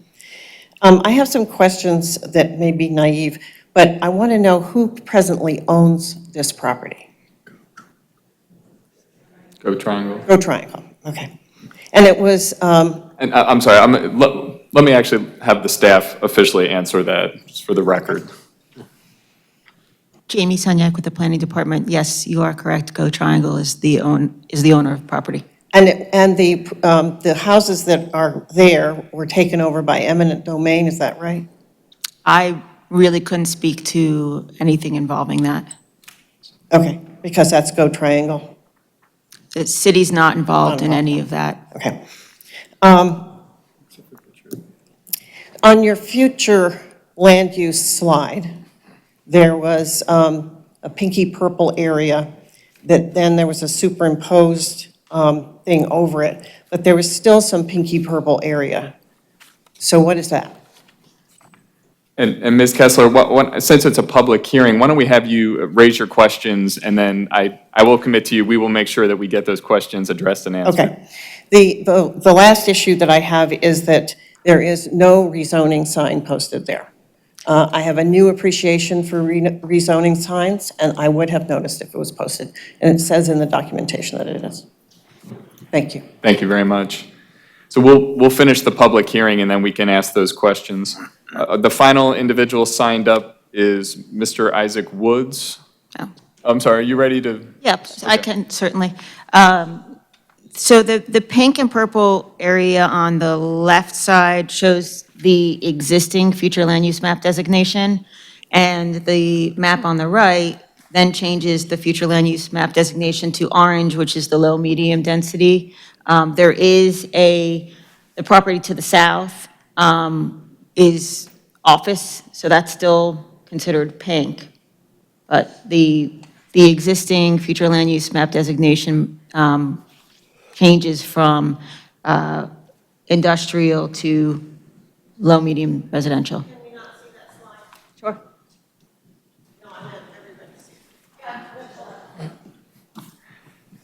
We'll bring that slide up so everyone can see what we were just describing. Chair Busby, I just wanted to clarify for the record while Jamie is pulling up the slide that Commissioner Miller did actually see the sign. The sign has been knocked over. We do have to affirm when we post it, and we occasionally ride by sites, but we don't have the staff to babysit the signs the entire time they're out there, and sometimes they do get knocked over, but we'll be sure it's put back up. It was there today. Mr. Miller saw it today, and it had been knocked over. Okay, thank you. Thank you. Does this help answer your question? Right, I think if you're in the audience, you're not going to get picked up on the mic, but yes, to answer your question, the area that we're talking about is the hatched red area. Great, thank you. You're welcome. And Mr. Woods, thank you for your patience. Thank you, Commissioner, County Commissioners. My name is Isaac Woods. We're a lifetime family there. We stay right across from this property of Farrington Road. We own 23 acres within the family. If you probably remember, we were here when we were talking about rezoning, but we opposed it. Tonight, I think there's been a lot of misinformation given in the package. First of all, there is one zoning signed up, but we weren't contacted in regards to the meeting they had initially at Creekside. And then the meeting tonight, we received, I think it was on the 29th of August. If you would bear with me here, I prepared, I would like to hand these out so you guys can see a picture of what we were referring to. You're welcome. We can just hand them down if you'd like. Yeah, we'll just. And I'm here on behalf of my family. This is one of the former homeowners out of term time, my aunt, my grandpa, all this is the land that's been in this family since the end of slavery. We don't oppose rezoning to residential. It's just that the part that we own, which you would depict, is the red part there that you see the arrow. That is our property there. That property, this commissioner, as he mentioned before, when Philip Cousin, Becca Heron, we met, was always zoned commercial use. What we were active in bringing the infrastructure, the water lines and the sewer lines to this property, and when the I-40 there, we knew it was going to be costly. And we asked that part of this little part be designated as commercial to reimburse us for the infrastructure that Go Triangle basically took over to build a rail. Because we had the water, it's a 12-inch water line, which is bigger than the normal water line, and then there's sewer there. So we're saying that, as you promised, and the county commissioners and the city council promised, that if it wasn't used for the light rail, you would turn it back to the original zoning. And that's what we're asking for. We're not asking that this be returned to residential. That would do us a disservice. We're asking, as you've heard throughout the night, that this property, as you see depicted in red, which stands for commercial, that you rezone this back to the original plan that it was commercial before it was rezoned to industrial, not to residential. Rezoning it back to residential would do us a disservice at the worst case scenario, because commercial property allows things that you can't have in residential. And keeping with the commitment that the city council made and you guys made here at this meeting, that if the light rail maintenance facility wasn't built, that it would be returned back to commercial. Now that brings us to the next question, which was raised. Well, who actually owns this property? Because as the lady mentioned earlier, our property was taken through eminent domain. We have not resolved that case as we stand here today. We have a trial coming up. We have asked that our property be returned back to us because it wasn't used for the intended purpose, was to build a light rail facility. And therefore, Go Triangle does not have a right to take a property with the intent to build a light rail facility, and we ask for it to be returned. So I think you may have a little bit, for lack of better words, the cart before the horse, because the final decision on the ownership of this property hasn't been determined by the court of law. Because until the case with Go Triangle file that we still have pending is resolved, it's not really a clear-cut, do Go Triangle actually own this property here in the red that's designated commercial? So this is sort of like an awkward position that Go Triangle owns the property, and then the city of Durham is asking for rezoning of a property that it doesn't own. And then you have the pending case that the ownership of the original owners is still pending, so that clarity has not been resolved. So to do a disservice, number one is you're working on something where you don't really know who the owner is. Second, you putting the future owner who was owned it before it was taken, you put them in a worse position than they were before they took the land on eminent domain on the alleged pretense of building a light rail maintenance facility. So in conclusion, we think going to residential is great. We don't oppose that part, but we're saying put everybody back in the original position of the land that they were before you took it on the eminent domain and rezone it. That's the ethical way to do it. That's the fair way to do it, especially when you have pending litigation. It's not just us on these properties, it's still pending in the court of law on this eminent domain. All these cases on this 23 acres that you're talking about here, the ownership issue hasn't been resolved. And I'm not trying to give you legal advice, but I think if you read the statute, you can only use eminent domain for property taken for the intended purpose. If you don't use that property for the intended purpose, which was the right rail maintenance facility, the law is clear, you can't take the property. So we ask, at the worst case scenario, that you zone that parcel there, which was 4825 and 4815. And just to be brief, if you look at the future land use map, and staff has it, that Go Triangle filed here, they even filed that this property, 4815, 4825 Farrington Road, was commercial property. It's right here in the case that became before you. And as you're probably familiar with the colors, red mean commercial on your legend there. So let's do what's right by everybody, return everybody to at least the original position they were before we came up and had this light rail maintenance facility. Don't make somebody else better off than they were before you started it. That's the right thing, the ethical thing to do. And we ask that you take 4815, 4825, those two parcels, and make them commercial. As everyone has agreed, you need to be restored back to the original position you were before you started. And we appreciate your time, and we ask that you do what's right. Thank you very much. If you have any questions, I'll be free to clarify. Thank you. Thank you very much. Is there anyone else who'd like to speak on this issue for a public hearing? Okay, I don't see anyone else, so we'll close the public hearing. Any additional comments from staff before the commissioners deliberate? Yes, Jamie Sunyak with the Planning Department. Just very briefly, first off, I did want to affirm for the record that Go Triangle is the current owner of the property. They have affirmed to the application, they consented to this application. It was included in your packet. Representative from Go Triangle is here tonight.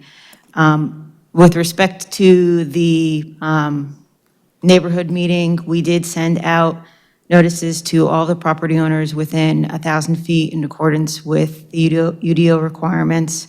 And to just clarify with respect to some of the comments that Mr. Woods was making, the site is currently designated, or I'm sorry, was previously designated non-residential under the future land use map, but the zoning of the property was residential. So the council had made the statement that they would revert it back to the residential zoning, not the future land use map designation. Thank you. Commissioner Miller. So what was the zoning for all the parcels, including the parcels that belong to the family here?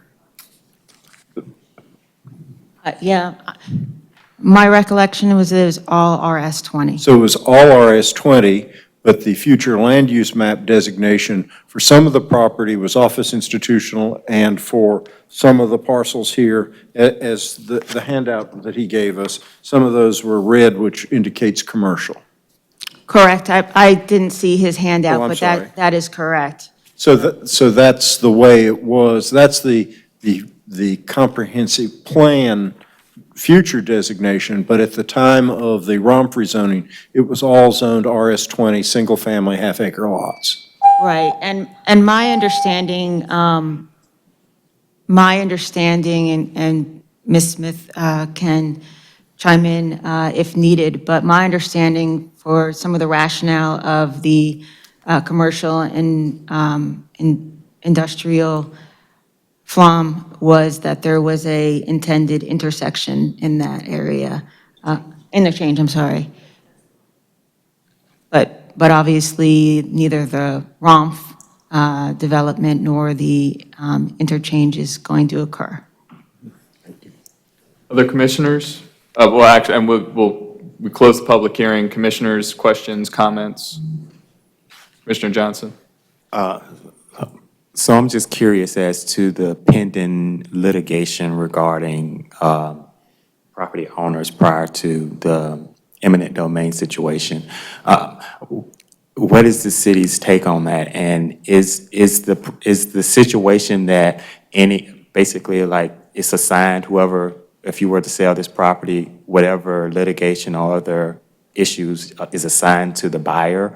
Or what's why isn't the city waiting to resolve, well, Go Triangle why hasn't Go Triangle decided to wait until that situation is resolved before they go about potentially selling or transferring this property with that litigation attached to it?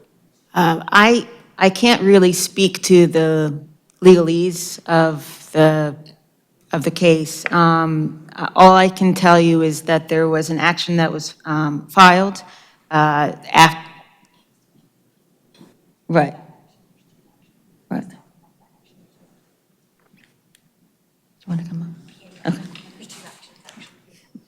I'm so sorry. I think there's two actions out there. There was an action that was filed challenging the zoning. Right. That's in a stay of enforcement pending a rezoning of the property. The city had agreed to rezone the property, and that's what this process is about, okay? Then there's the separate action of Mr. Wood's family and their action trying to retain ownership of the property or backed into their ownership. So it's two separate actions, and they're all private matters. The ownership of record is Go Triangle now. The city is the applicant. Go Triangle has consented to the zoning, and we're moving forward because that's what the agreement was at the outset or back when the property was rezoned the first time, that it would be reverted back to residential, which is what this action would do. So I'm not sure which one you're asking about, but the ownership action is a private action between Mr. Woods and Go Triangle. Thank you. So I'm going to stick with Mr. Woods, the gentleman who, in his comments tonight. So I'm not a lawyer, and if we have any lawyers on the dais here, please raise your hand and help me here. But whether it's a private whether it's a private lawsuit or the city or whatnot, the reality is that I don't know how the opinion will turn out. And if the city Go Triangle sells this property and the courts decides that Mr. Woods and his family are actually warranted what their claims are, then we have a boondoggle here. And so Not necessarily. The zoning is the zoning. The ownership is a whole different matter. The zoning would be placed on the property, and if the property would revert back to another owner, they could certainly request a rezoning. Right. We cannot be involved in the private matter between the ownership issue. Right, but then there's like damages and, if they go through the process of having to get back to where they started based on the comments, then they could sue the Go Triangle and the city for, Potentially the they damage. could. Right, and so I guess this leads to the question, last follow-up is, why didn't Go Triangle actually be the one before us rather than the city in making this request? What was the rationale for the city carrying the bag for this request? The city made that commitment when they rezoned it the first time, that they would come back, if they had to, they would come back through and request the rezoning as the applicant. But Go Triangle could have had it opted They to. could have, but they've consented, and they said that they would go along with what the city requested. Okay, well, just clarifying. Great. Great. And there is a representative from Go Triangle, if you'd like to hear, that they have consented and agreed to the rezoning.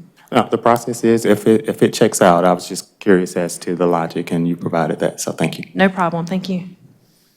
Other commissioners, questions or comments? Commissioner Miller? So I've had very strong feelings about this piece of property for a number of years now.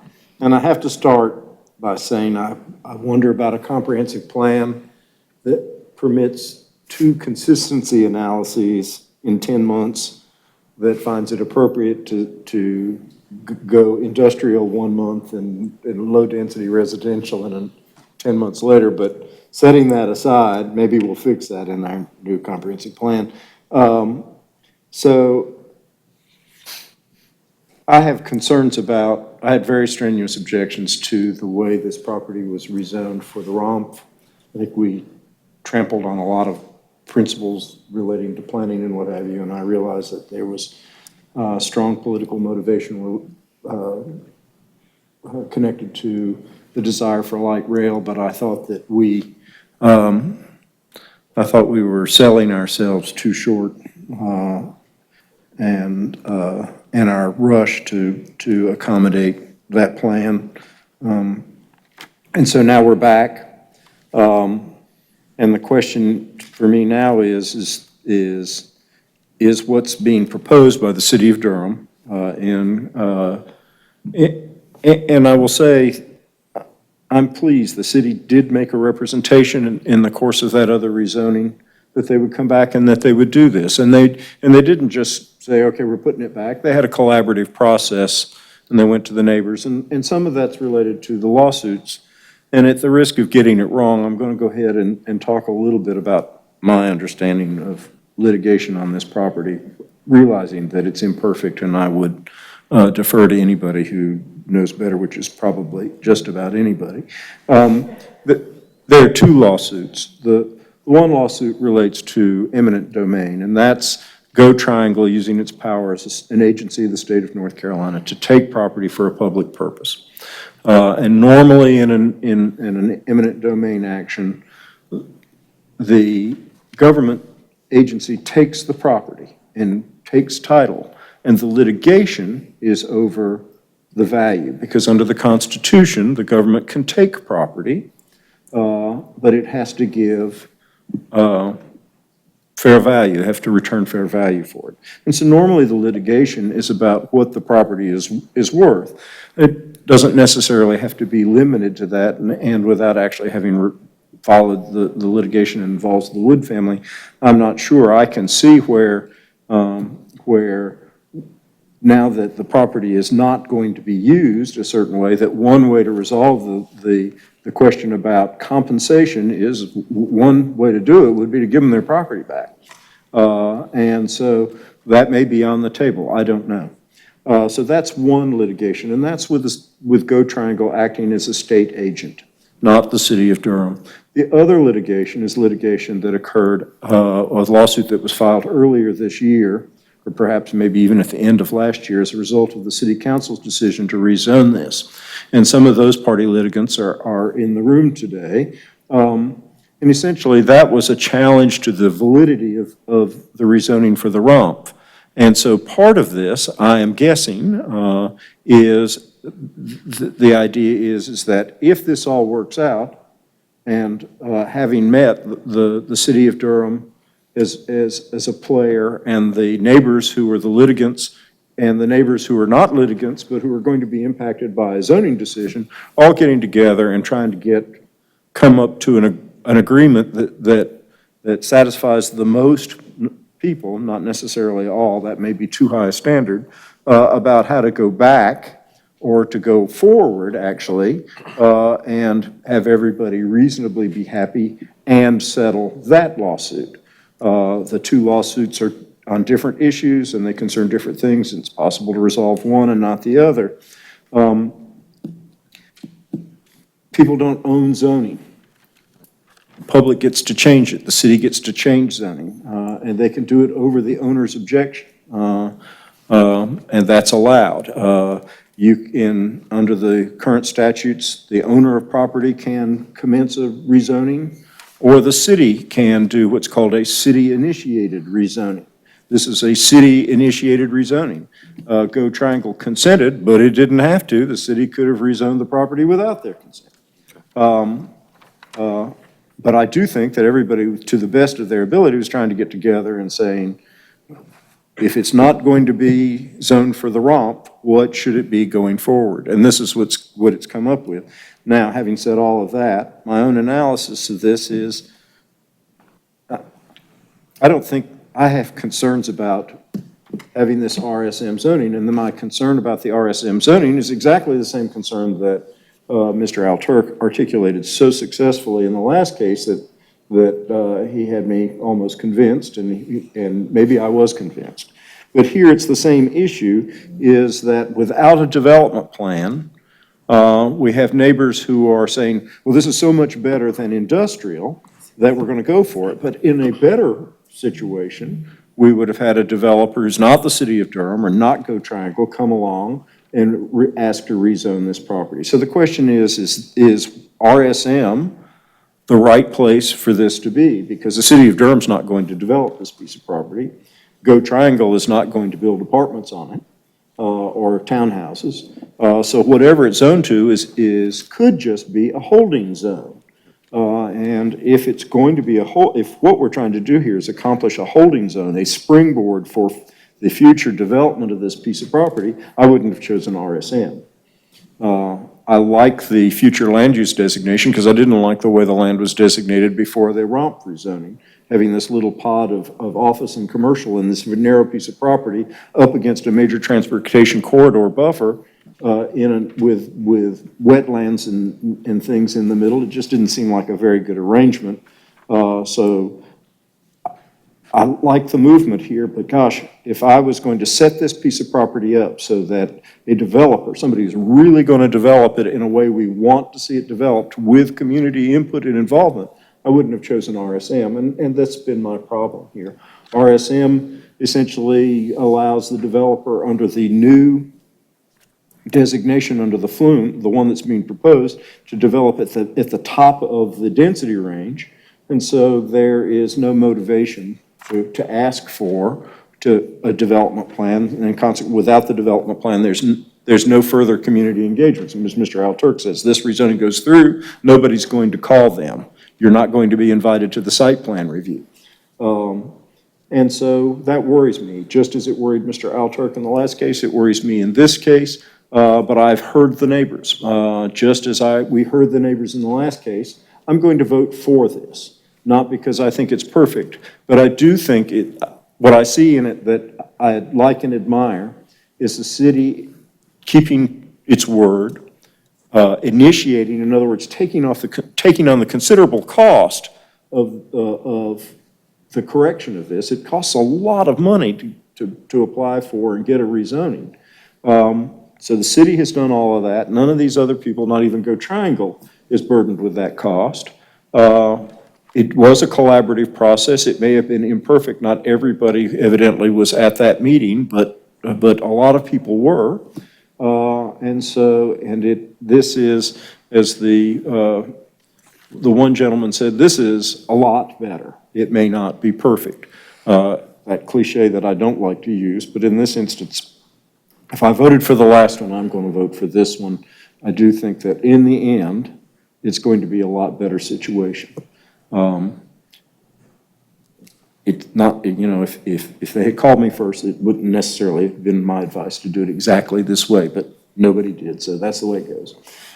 Thank you, Commissioner Miller. Commissioner Durkin?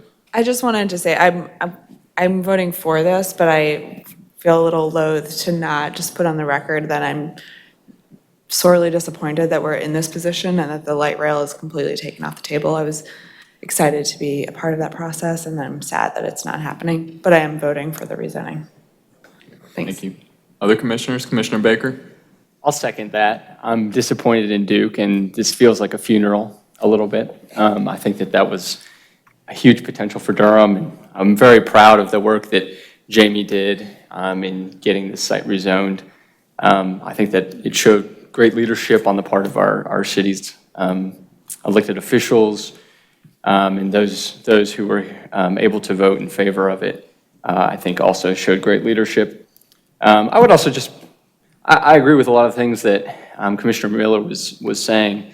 I do want to push back a little bit on some of them because I don't think that it's necessarily good planning to, on a case-by-case basis, sort of have neighbors be able to dictate whatever they want on a particular property. I think that they need to have a position where they have a voice in community planning, and they're contributing to small area plans and neighborhood plans, and looking at it more holistically, more comprehensively.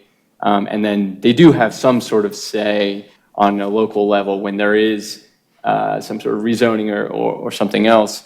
But I think the most democratic way to carry out good planning is when you really get to know what's going to be on the property early on. And I think that's also just a fair balance between whatever applicant there is who's going to be pursuing development on the property and balancing that with the desire of the greater community as well as the neighborhood that it might be adjacent to. And also, this is on an industrial site. It's going to remain an industrial site. It's directly adjacent to a heavily industrial use, which is a freeway. Typically the people who end up living next to a freeway are people who can't afford to live somewhere else. So we tend to see, low-income populations who live next to these giant industrial uses, which are freeways, arterial roads, and these other types of automobile-oriented transportation modes that we continue to build. So I appreciate the things you were saying, Commissioner Miller, and I like the discussion that we're having. I'm going to be voting in favor of this. Thank you. Thank you. Additional questions or comments? And if not, Vice Chair Hyman? Let me ask just one question because I want to be sure that I'm clear about what part of it, the underlying rationale for what I'm voting for. In other words, because the GO Triangle is not going to be able to build a light rail, there was a promise or a commitment by the city then to revert this back to the original zoning. So is it the original zoning? Because I'm hearing something different and I may be caught up in the weeds a little bit with Mr. Wood's comments because he was citing an additional zoning that, appears not to be a part of what we're doing. Did I miss something? So Jamie Sunyak with the Planning Department. So the commitment was to revert the property back to residential zoning. It wasn't a commitment to revert it back to the previous residential district. Staff looked at the property and for a number of reasons included in the staff report, made a recommendation to the RSM zoning district. Mr. Woods is referring to the map that he's handed out depicts the future land use map designations, which are different than the zoning designation. Okay, thank you. Okay. Commissioner Al-Turk? Thank you. And then we'll go to Commissioner Al-Turk and then Commissioner Lowe. Thank you, Chair. So there are a couple of things about this case that make me a little bit more comfortable than the last one. One, I think, is that the neighbors have now had over a year. I mean, they know this site very well. They've had some input. Again, we may have disagreed on this commission about it, but we've now heard from you on a number of occasions, and that to me is a little bit more of a robust democratic process. The other thing that I think is different is that, again, we're proposing to change this to RSM, which is a much more delimited zoning designation than OI, which is much more ambiguous, and that was my point about the last one. But that's, so in some ways I'm a little bit more comfortable with this rezoning. I guess I'm still a little concerned about what I've heard from Mr. Woods and the effect that this would have on him and his family. I mean, so So from what I'm hearing from Jamie in your response to Mr. Woods is that the agreement was to revert it back to the previous zoning designation, which was all RS20. Sorry, to revert it back to residential, all of this shaded hatched area was RS20. The agreement was to get it back to residential in any form. And so now we have RSM. But we could technically revert it back to the previous FLUM, correct? Where some of it is commercial and some of it is residential, or is it office? I don't know what. You would not be able to do that because the zoning then would not be consistent with the future land use designation. You couldn't have an RS20. In fact, before it was changed to industrial and ILD, the zoning and the future land use map were inconsistent with each other. So you would not be able to revert the property back to the previous FLOM designation and at the same time RS20 or RSM. But there are some, you can, right, in the commercial FLUM, you can have some residential zoning districts, right? Which ones are those? CG, I believe, and, no, the CG commercial district allows for residential development. Okay. Okay, thank you, that's helpful. But it's not a residential zone. Right, okay. So I would like to ask Mr. Woods again, or if you wouldn't mind coming up. I guess I am curious why you would like the future land use map to be commercial for these two parcels that you're talking about, 4815 and 4825. Thank you. And I appreciate that question because I want to make sure everybody's clear. We wanted that because, as I mentioned before, the ownership of the property hasn't been resolved. We asked for the return of the property since it wasn't used for the intent. And we're asking for the future land use map, which was commercial, the red part there, that you allow that to be commercial. You can still build residential based on the future land use map in the commercial zone, but don't prevent us on something the city council, county commissioners, and then their prior decision when we did this rezoning was, based on my interpretation of what the city council said, was return it back to the original state that the properties were zoned for prior to the rezoning to the industrial for the light rail.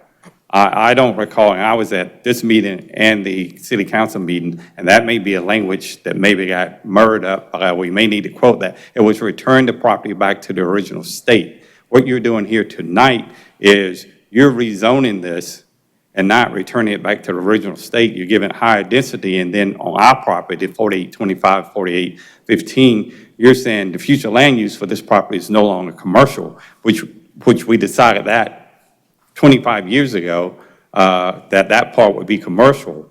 And that's what we're saying. We can amend this rezoning application to make those two lots, 4815 and 4825, include rezoning future land use for commercial, and they can continue to have their residential. That's not a complicated process, and that's what we're asking. You can also build commercial, in the commercial zone, you can build residential as well. But we do not feel like we're being returned back to what the great city promised, that if it wasn't using for the light rail, that we would be returned back to the future land use map, which was commercial. And I think you have two applications before you now.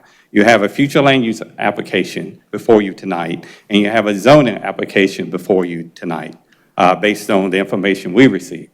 So I suggest you strongly consider, at least on the future land use map, to continue to keep these two parcels as commercial.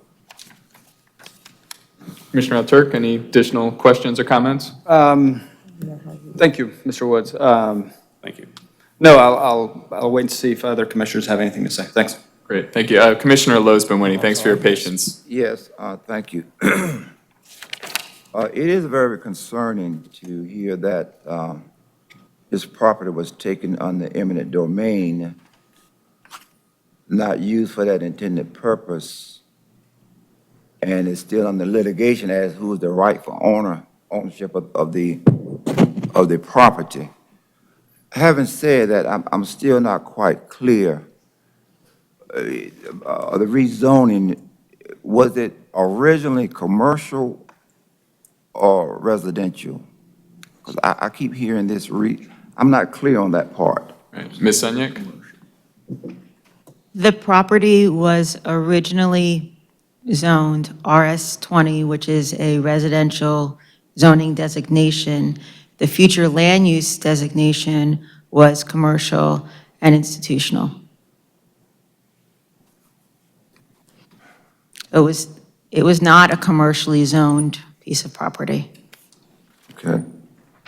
I thought I heard Mr. Woods say that some years ago it was commercial, and I'm wondering, where did you get that information from? Go ahead. Thank you. The handout here, which is unquestionable, came from the City Planning Department website prior to this property being rezoned to office, to industrial for the GO Train rail. This is the red part. This is a printout from the staff. And just to make clear, I'm not trying to ambush the staff. I have talked with her over the phone, and I have talked to the rest of the neighbors in regards to making this commercial future land use back to the original state, but nobody has given me any explanation on why that would not be feasible here at this hearing.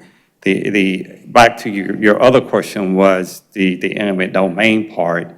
I think the commissioner may need to put this on hold to get a legal opinion on this eminent domain action pending to see what the attorney would say on your advice. Can we proceed forward when you have the ownership being questioned in a court of law that hasn't been finalized? What type of liability that puts on the city in regards to taking our commercial property away from us, that we have to come back in here and do a new future land use map and incur additional expenses? Because the question on the ownership of this property hasn't been resolved in the court of law. Great, thank you. Commissioner Lowe, I'm gonna just recognize the staff, but then the floor is still yours. Thank you. Sarah Young with the Planning Department. I wanted to address the issue of adopting a different future land use and a different zoning that are not compatible. And there were some recent changes in state law, and by recent, I mean maybe a few years ago, whereby a municipality or even a county, if they change a zoning and the zoning is incompatible with a future land use, then the future land use is automatically changed via the zoning action to be compatible. So we cannot adopt a different zoning with future land use that doesn't match. So I just wanted to lay that out there. That's the reason, one of the reasons why we're having to choose something that is compatible with the commitment that the city council made to return the property to residential. Great, thank you. Commissioner Lowe?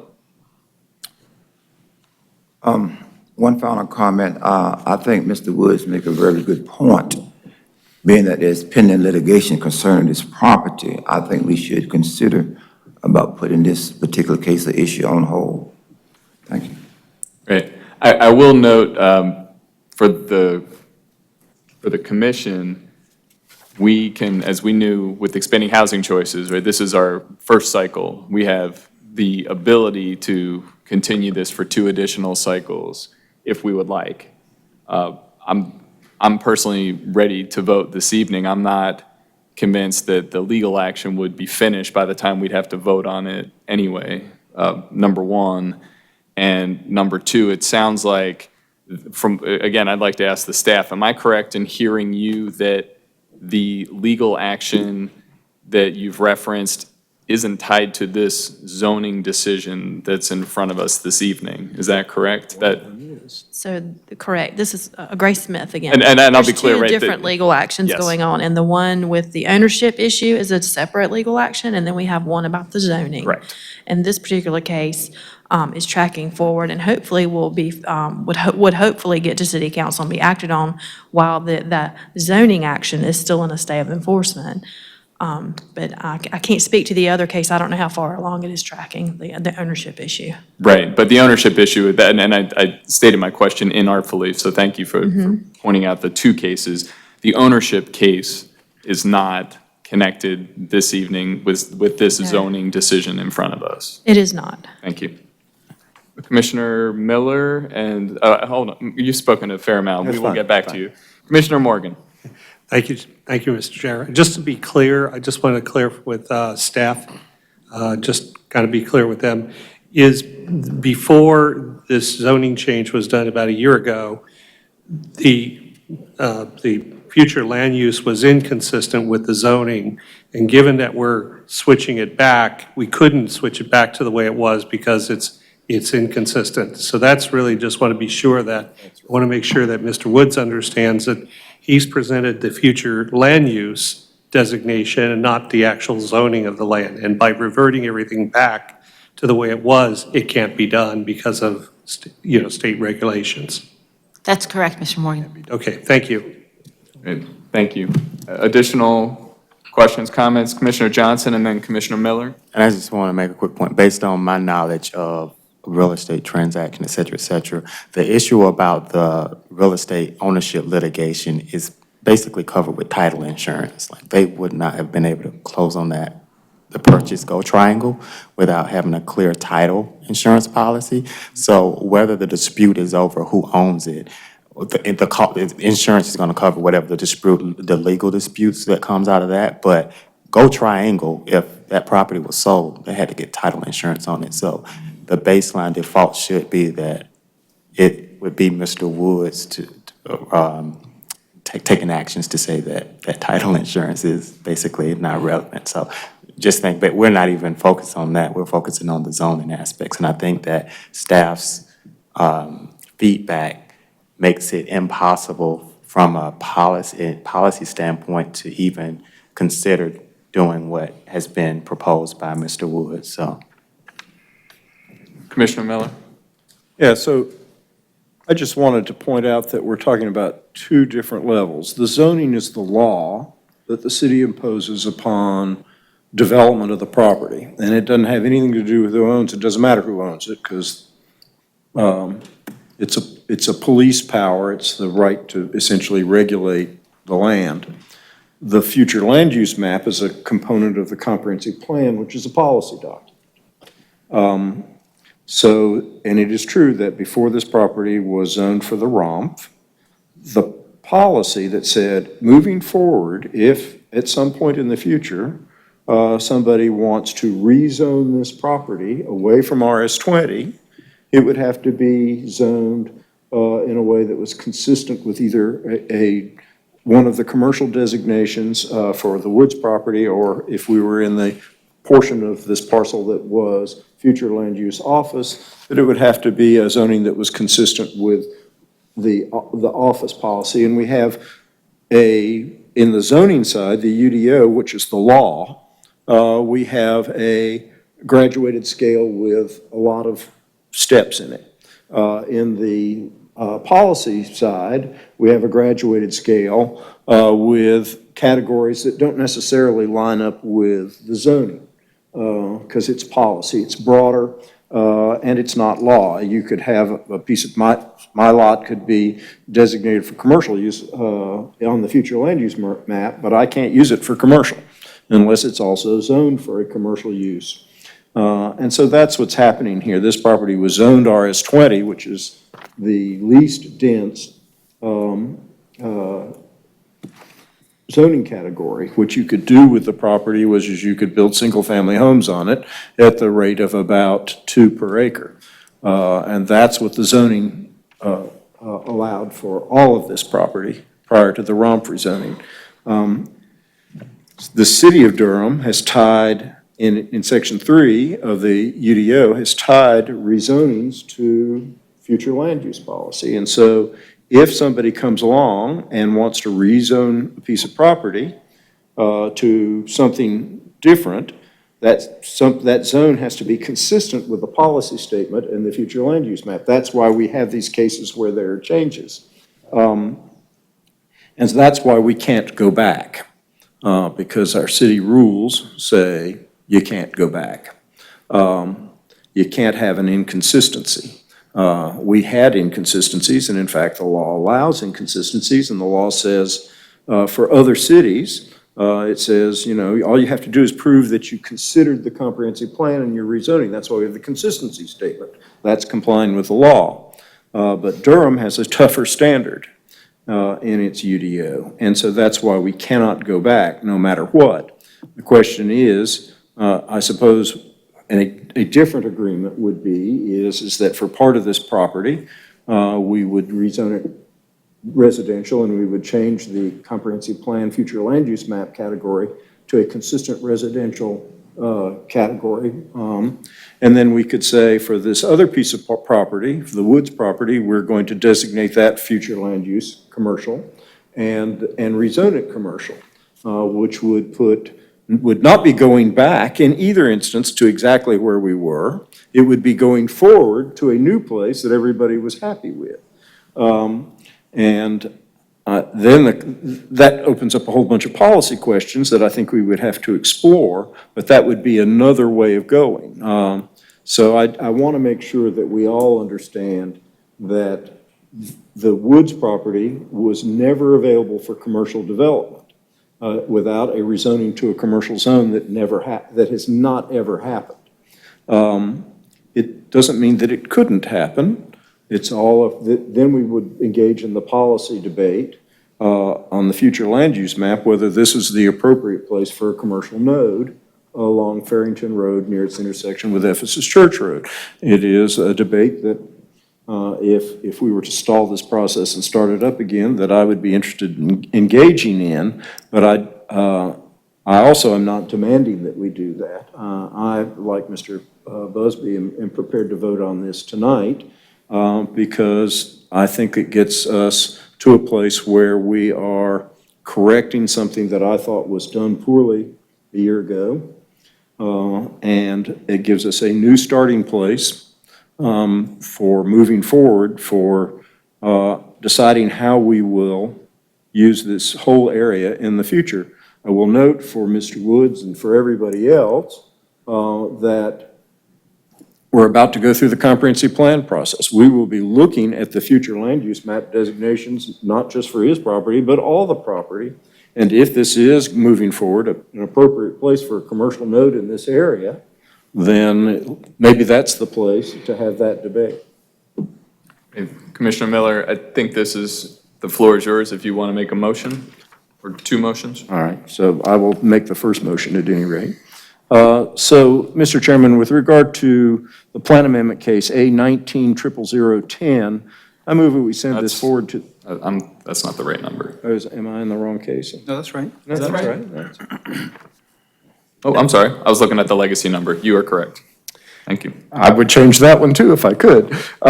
So with regard to the plan amendment case A190010, I move that we send this forward to the City Council with a favorable recommendation. Seconded. Motion by Commissioner Miller, seconded by Commissioner Morgan. We'll have a roll call vote, please. Commissioner Williams? Yes. Commissioner Morgan? Yes. Commissioner Johnson? Yes. Commissioner Durkin? Yes. Commissioner Alturk? Yes. Vice Chair Hyman? Yes. Chair Busby? Yes. Commissioner Miller? Yes. Commissioner Ketchen? Yes. Commissioner Lowe? No. Commissioner Baker? Yes. Commissioner McIver? Yes. Motion passes 11-1. That's 11. And a motion for the zoning case. Mr. Chairman, in connection with the zoning map change in this matter, case Z1900028, I recommend that we send it forward to the City Council with a favorable recommendation. Second. Great. Motion by Commissioner Miller, seconded by Commissioner Johnson. And a roll call vote. Commissioner Williams? Yes. Commissioner Morgan? Yes. Commissioner Johnson? Yes. Commissioner Durkin? Yes. Commissioner Alturk? Yes. Vice Chair Hyman? Yes. Chair Busby? Yes. Commissioner Miller? Yes. Commissioner Ketchen? Yes. Commissioner Lowe? Yes. Commissioner Baker? Yes. And Commissioner McIver? Yes. You voted yes. Motion passes 12-0. Great. Thank you all for your time. As we move to our next case, this is the Chalk Level Road case Z1900007. I want to recognize Commissioner McIver. Yes.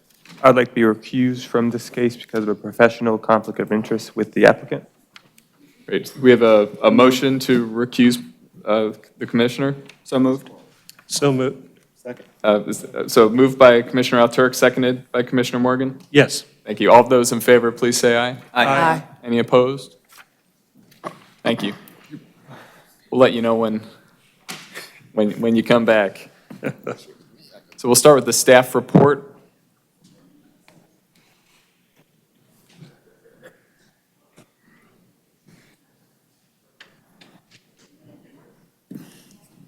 Thank you.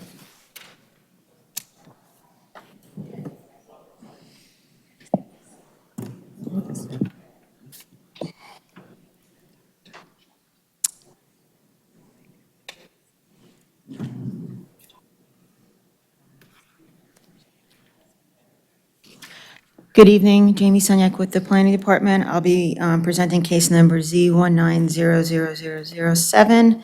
This is Chalk Level Road. Subsequent to the July 9th, 2019 Planning Commission meeting, the applicant proffered the following text and design commitments, which have been reviewed by staff and have been deemed legal, enforceable, and consistent with policy recommendations. There may be some modifications to the text commitments that were included in your staff report, but I'll just go through these here. Text commitments include townhouses will be the permitted building type. The maximum building height will be limited to 35 feet. The maximum unit count shall not exceed 97 units. Staff also received the following additional text and graphic commitments that have been reviewed and accepted. Entrance number 2 will be a public access, and it shall end in a cul-de-sac and serve a maximum of 20 units. A graphic commitment including the buffer width along the western property line may be modified as per UDO section 9.45F. And general note, per the UDO section 12.24, a maximum of 90 units shall be served from any single point of access. And then finally, a minimum of 80% of the townhouses will have habitable square footage that will not exceed 1,500 square feet. It should be noted that the text commitment regarding the sidewalk improvements along adjacent PIDs 126011 and 126012 have been removed.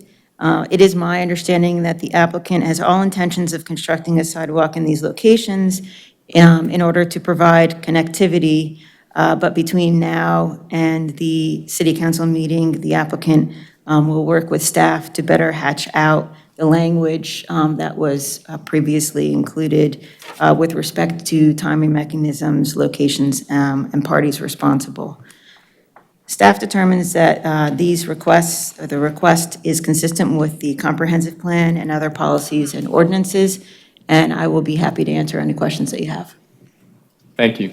So we'll open the public hearing. We have 2 individuals signed up both in favor, Robert Shunk and Keith Greenwood. Good evening, Chairman Busby and fellow commissioners. My name is Robert Shunk. I reside here in Durham at 2627 University Drive in the Rockwood community. Thanks, Jamie, for covering a lot of the points. To kind of go back a little bit, we heard July 9th. We left that hearing with a strong statement to go back to the neighbors, listen to them, give them some concrete plans. At that July 9th meeting, I had indicated that we would provide a mix of rental and for sale units. I pretty clearly stated that we would do 60% AMI units, that we would take advantage of the City of Durham's affordable housing density bonus, with an effort to increase the density to maybe 150 or 175 units by using that at the site plan stage. That was something that, throughout the whole zoning we were committed to.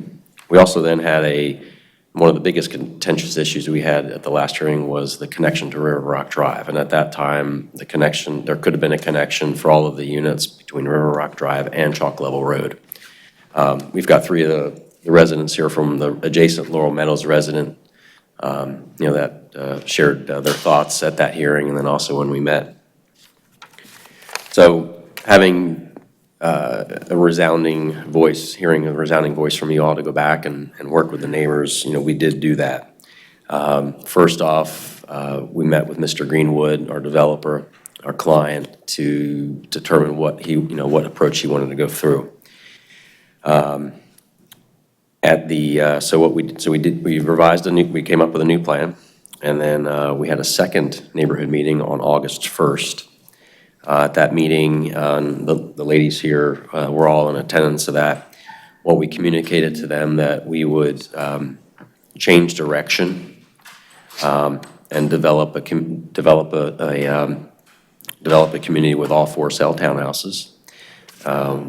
Because of, at that time, we were still having to connect to River Rock and the Chalk Level. We felt it was appropriate to restrict the development to 97 units, to reduce the impact, to reduce as what we could, and by half the impact of River Rock. And then, subject to the approval of the owner to the south, the property to the south, we would look to connect Lower Meadows Drive. The very next day, Friday, August 2nd, we were required to resubmit the development plan back to planning staff. Before doing that, we met with Erlene Thompson in transportation and try to figure out a way to, how could we not connect to River Rock Drive? Is that all I get? You may continue. Okay, thank you. Legacy buzzer. Thank you. So, in that discussion, Erlene had suggested that, we could actually put a cul-de-sac at the end of River Rock and have all of the, traffic go out to Chalk Level, and if we were able to make a connection to Laurel Meadows, that would also suffice. So when we did resubmit the development plan on August 2nd, we had that language, and then last week, worked with staff to, through their review, they had asked that we rewrite that commitment to say, because there was ambiguity, and if we could, should, would connect to Laurel Meadows, that we would just basically commit to providing a cul-de-sac to River Rock, and along with that, we would commit to a maximum of 20 units on that.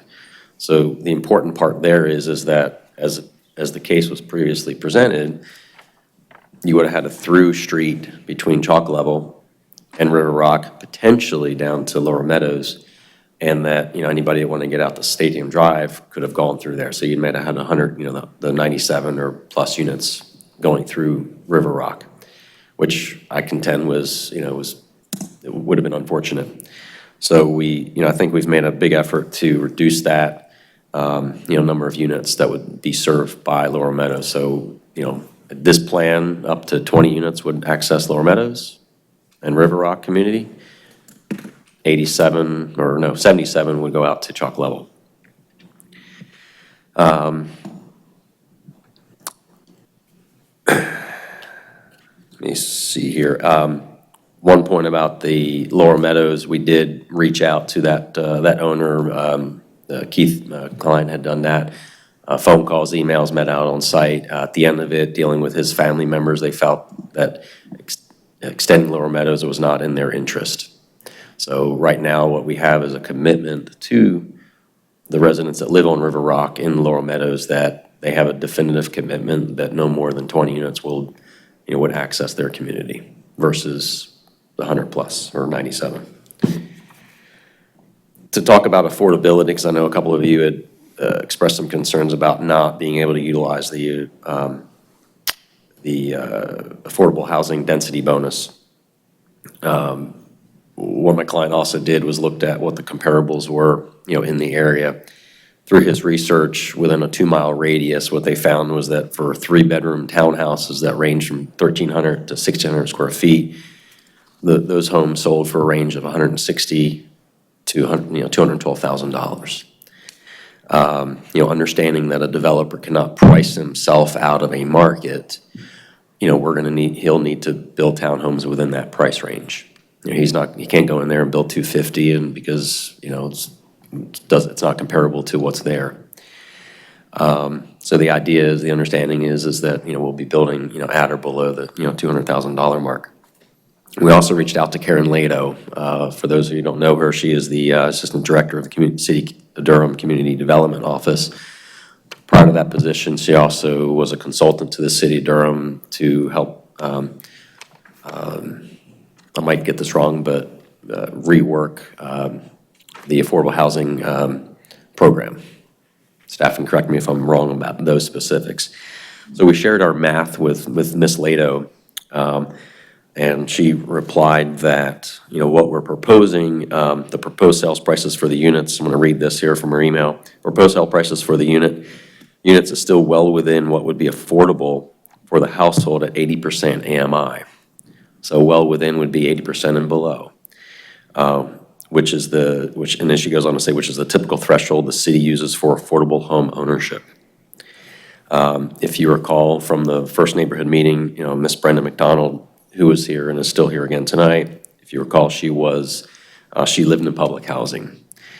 She bought a house she owns the first house right at River Rock, and she was able to move up and to have a home ownership and give her an opportunity to develop wealth and be a homeowner.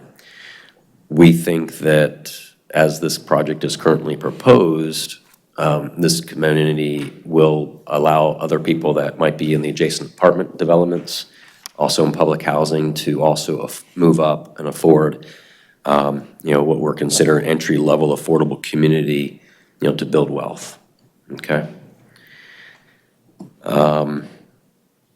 And a lot of this discussions we've had over the last month really, at the neighborhood meeting, they were certainly happy we, modified to this for sale units. The one sticking point was still this connection to Laurel Meadows, to River Rock.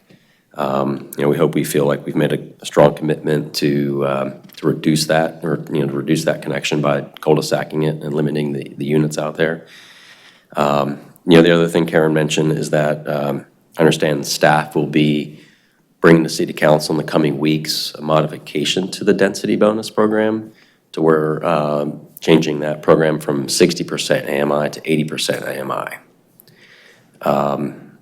Part of me at this point, and things have just happened over a cycle of this, is it'd be nice to not have this project limited to 97 units, but to be able to take advantage of that, of that program. But those are all the comments I have, and welcome any questions. Great, thank you. We may have questions after the public hearing. Sure you will. Mr. Greenwood? Thank you. Is there anyone else who'd like to speak during the public hearing? Yeah, we want to hear from you. We would welcome anyone who'd like to speak. If you can just come up, give us your name, your address, and your remarks. Sure looks like you. Hi, my name is Tammy Yancey, and I'm at 2209 Elk River Drive. So River Rock is here, Elk River Drive is here. So he's proposing, he showed us the picture today of proposing the cul-de-sac to come into the end of River Rock with 20 units. So I'm looking at it now, and right now on River Rock, we have 12 houses. I think it's about 12 houses. So that's a double. What you're putting out there is double of what we have out there now. So to me, I feel that the traffic is going to be still heavy throughway from, the new development through Elk River Drive.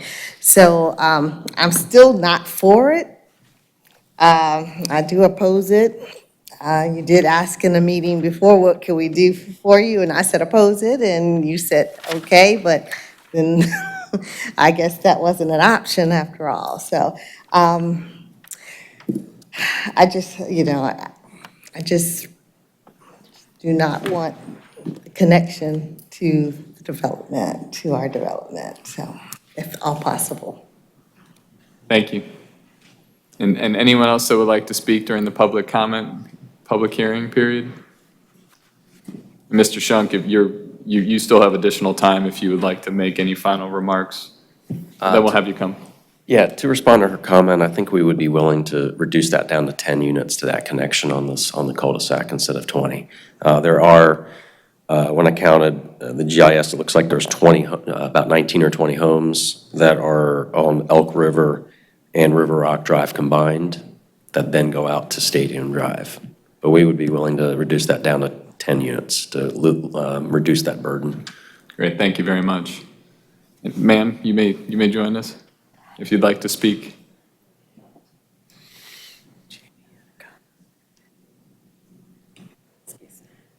Hi, my name is Brenda McDonald. I live at 1209 River Rock Drive, the entrance that he was talking about.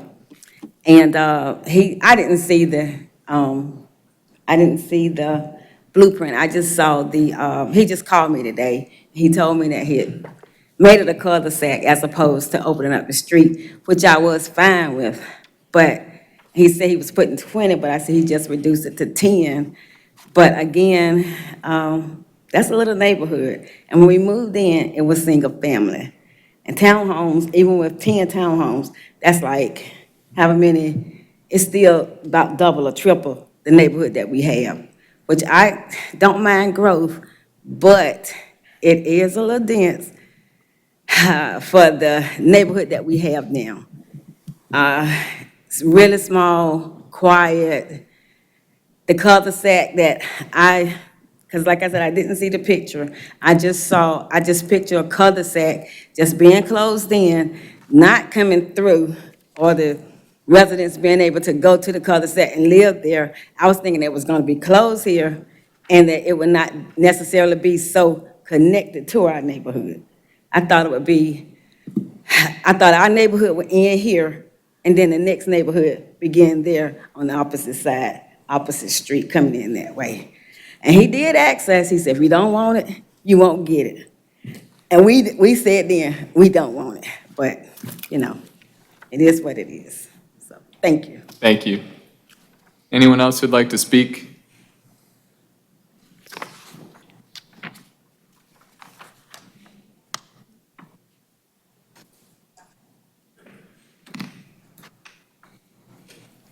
I am Barbara Stokes. I live at 1301 River Rock Drive. And I do want to say that over the course of this, I think that the number has gone down. And, to what Brenda and Tammy said, ideally, we would like no change in our area because it is such a small community. But the number has gone down and the 10 is much better. But if we had a choice, we would want nothing. The one thing that concerns me is a comment that was made looking at the numbers for the affordable housing program and whether that could be 97. So whether he's now saying that that number could potentially go up. And so that even is even more of a concern when you said that today. Great, thank you. So, and just, what I'll do, I'll bring out when we get to comments with the commissioners, we'll bring out the form that you could each just sign in as speakers this evening. Any other individuals who'd like to speak during the public hearing? I don't see anyone else, so we will close the public hearing. Before we come to commissioners, I'll recognize staff for any comments. So Jamie Sunyak with the Planning Department, just to cover all bases, the applicant has revised the proffer relative to the number of units at I think it's entrance number 2, to include no more than 10 units? That is correct. Okay. Staff finds that acceptable. Thank you. Commissioners, questions, comments? Commissioner Durkin. Okay. So I was really disappointed to see the revised version of this. I wish that we had voted on it in July when it was first before us. I would have voted in favor of it. Although I would like to say I do really appreciate all of the neighbors participating and you coming out to see us again and to all speak. So I'm not dismissing your concerns at all, but I do think that this property could be developed and you would have a connection where you wouldn't have a cul-de-sac stopping the potential number of users going through River Rock. So to think that nothing will happen to the site, I don't think is quite realistic, unfortunately, to kind of dampen your lovely little sort of rural suburban area you have over there now. I'm personally very disappointed that we're taking the affordable housing density bonus off the table and the possibility of that. I completely accept that that's not something that's an appropriate proffer at this stage, but we've taken the potential of it off the table. So I would rather have not a number of units that are specified here, but maybe size of units or something that would allow some flexibility to take advantage of the density bonus if that's feasible in the future. I don't know if, Jamie, if you have a response to that. Yeah, again, Jamie Sunyak with the Planning Department. I don't think the intent at all, and the applicant can get up and clarify, but the intent is not to take the affordable housing density bonus provision off the table. That can occur by right, by any development, and can occur at the time of site plan. They don't have to commit to it on a development plan. Well, but how does that work if you have a max number of 97 that's listed as a proffer, as a commitment on the development plan? It still is applicable for the development. So the development plan can say only 97, but at site plan, you can say I'm using the affordable housing density bonus and that number will be greater than 97. That's correct. Okay. Yep. Any additional questions? No, that's helpful feedback, so I'm actually comfortable with that. Great, thank you. Mr. Shunk, I know you were referenced as adding any Yeah, I think context. for the benefit of the neighbors, the commitment to River Rock Drive was that there would be no more than 10 units through their community. This density bonus comment you're mentioning would not affect their traffic capacities. I just want to make sure they're clear about that. Thanks for clarifying that, yeah. Okay. Great, that's an important clarification. Commissioner Baker? Yeah, I second some of the things that Commissioner Durkin was saying. I actually like the first proposal more than this one. I think that there were a lot of things that we were uncertain about, a lot of things that we were talking about up here. I want to say thank you to the neighbors who showed up, and I think that it's really important that you all got involved. And I also want to say that the applicant has clearly done so much more than many of the other applicants that come before us, and so they deserve some credit for what they've done. I think this is a great example of why we need to have a better vision for what's being placed in some of these places, and not simply allow neighbors to completely dictate, the number of units. I don't think it's good planning that, we reduce the number of units. I don't think that that's taking us in the direction that we need to be going in as a city simply by reducing the number of units. That doesn't necessarily make the adjacent neighborhoods better. We just got rid of a connection. That certainly doesn't make things better. So yeah, I would question, what do we think is good planning, and why would we celebrate going down on the number of units? Is it because there's too much traffic? If there's too much traffic, then we clearly need to be building a different kind of way so that people don't need to drive their cars everywhere. I would just say that I don't love the first application that we got, but I certainly like it more than this one. So that is something that I would be open to, is if somehow, we went back and brought in some of the other elements that were in the application beforehand, or if we needed to go up on some of the density, then I would also be open to that. So, Commissioner Williams? I kind of have a little pushback on that. I think that neighbors absolutely have the right to say how much traffic they want in and out of their neighborhood. And I don't necessarily think that because a lot of people live in one area, then that will increase the need for the city to provide other transportation methods so that people can get to and from where they work and live. I think that takes, that's an issue and a situation that should have been resolved prior to the density problem that we are quote unquote facing right now. But I definitely understand the need to protect neighborhoods in terms of people who live there and want to remain in a functional neighborhood without having to worry about a certain number of cars passing up and down the street. I say that being from Durham and growing up in a neighborhood where we didn't have flow-through traffic.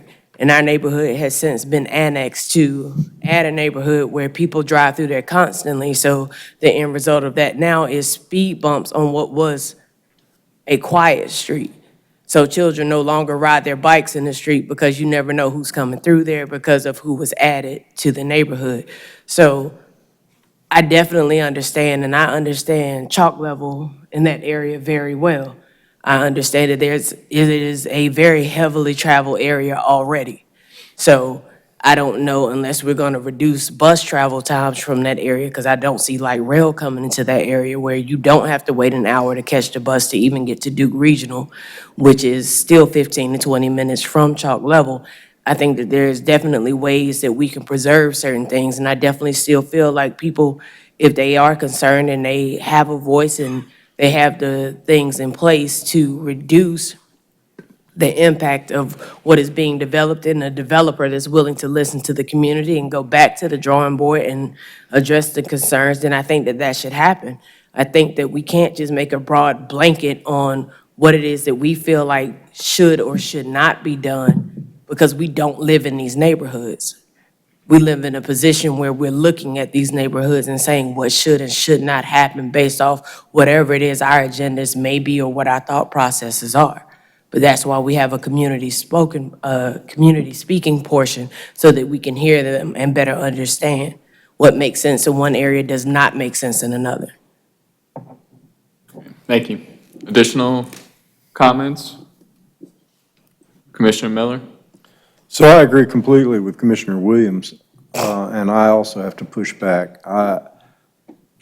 Durham is filled with real people, and some of them are sitting right here in this audience, and I'm interested in what they want. It's their city, and I am against creating an abstract population and then say that the public good somehow lies with the abstraction, which is licensed to argue whatever we want.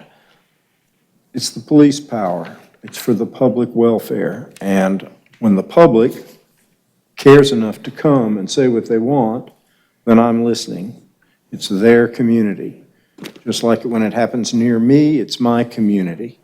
And I think we all have a say. And I can tell you, after having been a long observer of this process over the last 30 years, that the progression has been constantly pushing people out of the process. The movers and shakers get a bigger voice, and the people for whom these rules are actually meant to act as protection, their role is getting smaller and smaller and smaller. And so,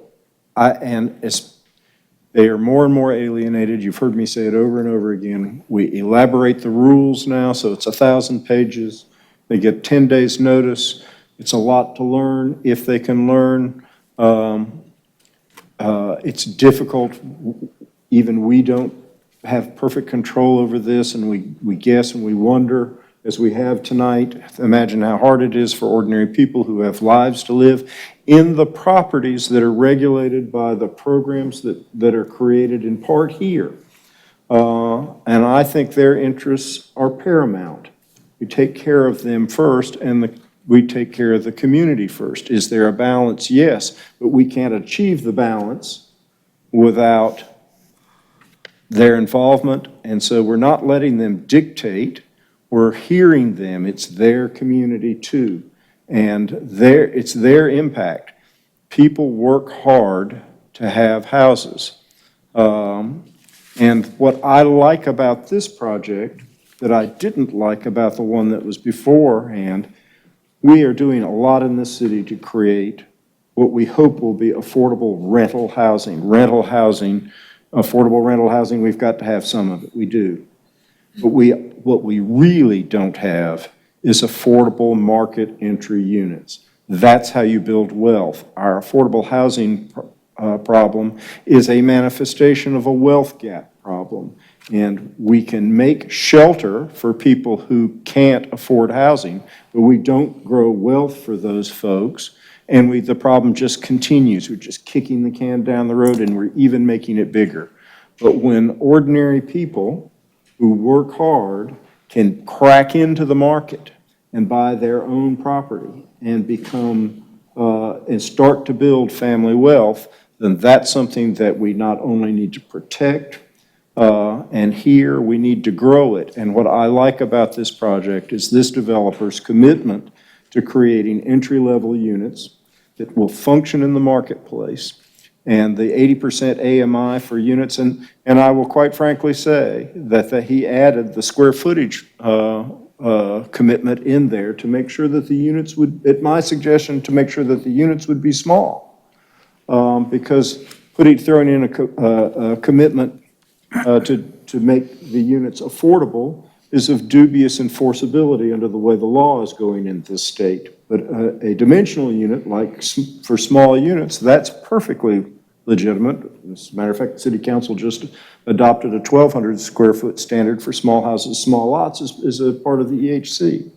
And that willingness to make sure that 80% of these units are 1,500 square feet or smaller, in my opinion, is a strong signal to this body and to the larger community that we are going to be creating on this piece of property a class of affordable housing that, in my opinion, we're not attending to. And if we are going to close the wealth gap, and if we are going to address the correlation between the wealth gap and race in Durham, then this is the kind of affordable housing we need to create. Not permanently affordable housing, but housing that allows people to come into the marketplace and grow wealth through growing equity in their own homes. And that interest is an interest that, as long as I sit on this body, I will seek to protect. Now, I heard these neighbors, and I heard that they would prefer to not have this project. Well, that's not going to happen. Some project is going to go on this piece of property. So I'm going to vote for this tonight and send it forward with my thanks to this developer for working with the neighbors, and also, though, keeping an eye on affordability. So this has got my strong support. And I agree with Commission Member Williams that the role of ordinary people in what we do has to always be first, because if it isn't first here, it will be first nowhere. The Planning Commission, that's what we do. We can't make a final decision, we can only make a recommendation, but we can be the bridge between ordinary people in a process that otherwise is difficult and alienating to them. So I urge you all to vote in favor of this project. Great, thank you. We've got Commissioner Baker and Commissioner Alturk, and then Commissioner Durkin. I feel that I now need to make it very clear to people that I do not oppose public engagement. In fact, I think that public engagement should be the foundation of every single thing that we do. People are constantly provided with false choices. They're provided with false choices through the UDO. I want, Commissioner Miller, you mentioned the police power. The police power was born out of a desire to exclude poor people from certain areas, exclude people because of color from certain areas. And that still exists. That still exists. It's not some historical artifact in the city of Durham. It is the modus operandi of this city. It is how we function as a city. We need to completely change the way that we're doing zoning. We need to completely change the way that we're doing planning. I've gotten away a little bit from this application, but I think that we need to step back more. When someone comes, and I think you did a really good job of talking about this, Commissioner Mill. You said, people are busy. They get a note in the mailbox that says, look, there's going to be a rezoning near you. Come to this meeting. And I do think that we really need to say, congratulate the applicant for really going above and beyond on this. They get a note in their mailbox that says, look, there's going to be rezoning by your property. It's going to be this or this, and you have some sort of say. But that's not real public engagement. That's really not real public engagement. And what results is, the number of units goes down. Well, what about all the people who don't get to move into that neighborhood anymore? That is an exclusion of potential residents in that area. I don't think that's fair. And I think that when we look at the big picture, that is really important. That's what I'm talking about when I say balancing the public good with the good of the neighbors. I'm not saying we up here, I'm not saying Nate Baker or anyone else up here or the Durham Planning Commission as a body has some sort of divine power or that we have better knowledge than anyone, than people coming out to meetings. I think that everyone is in some way a planner themselves. What I'm saying is that we need to be thinking about this from a bigger picture. I can't wait until the comprehensive plan is done and is in process. I think that this is going to solve a lot of our issues. So coming back to this application, I'll support it. I'll support it. I wish that we still had this connection. I wish that we hadn't gone down on the number of units. There are a couple other changes that I'm not super thrilled about. I am, thankful about the limit on the square footage. Commissioner Miller talked about home ownership. That's obviously important, but we need a mix. We need a mix. We need permanent affordable housing and home ownership. We need a variety of housing, not just clusters of one type of housing use and clusters of another type of housing use over here, and just everything separated. So I'm here. I'll support it, and thanks to the applicant, and thanks for the folks that showed up to speak. Commissioner Alturk? Thank you, Chair. I'm glad that we're having these conversations, because we are trying to weigh we're trying to balance the interest of the neighbors that live right there, and we also have an obligation to the residents of all of Durham, right? That we are a planning commission for the whole county, and so so it is a difficult balancing act. But I think at the end of the day, this application strikes a pretty good balance of the two things. The applicant made another commitment today to reduce the number of units on River Rock Drive, which I think is a big thing. We often do not get those kinds of commitments from applicants. I'm not sure that I've ever seen that on a little bit of a road to say we're not going to have more than X number of units. So I think that's a big deal. And I agree that in some ways it would have been nice to use the affordable housing density bonus, but I completely agree with Commissioner Miller that this approach to try to encourage affordable home ownership is a great idea, and we don't see enough of that. So I did have a question for staff.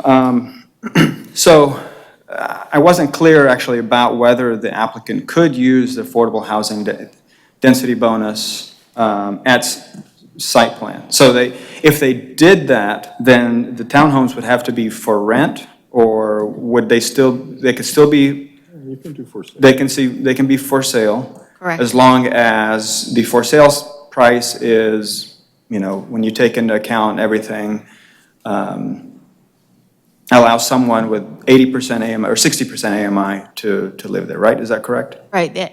The applicant or any developer can take advantage of the affordable housing density provisions at the time of site plan. Right, and that can be for rental or home ownership units.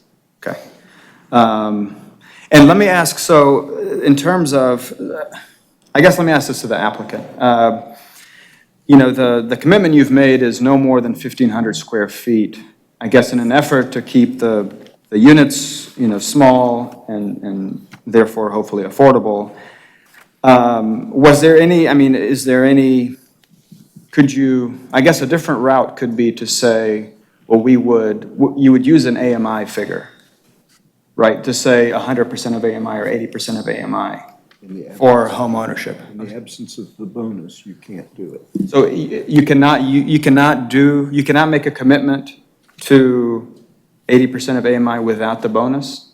Is that what I'm hearing from Commissioner Miller? Well, so the bonus is only offered when you do 60% or less as the ordinance is Right. currently written. Right. As I mentioned in my presentation, Karen Lato indicated that staff would be, and they can confirm if I'm right or wrong from what Karen indicated to me in an email, is that staff would be coming to City Council to propose the density bonus be changed from a 60% threshold to an 80% threshold. Right, but so you could. As of but- tonight, I don't believe I can make any commitment to say we'll do 75% or 80%, because there's no ordinance that would, commit to that. Well, okay, so then I do need to ask the staff. So an applicant cannot say, we're just going to commit to 80% AMI without the bonus, without anything. That's the threshold we're going to use. Because it's basically similar to saying that we are going to restrict the square footage to 1,500 square feet.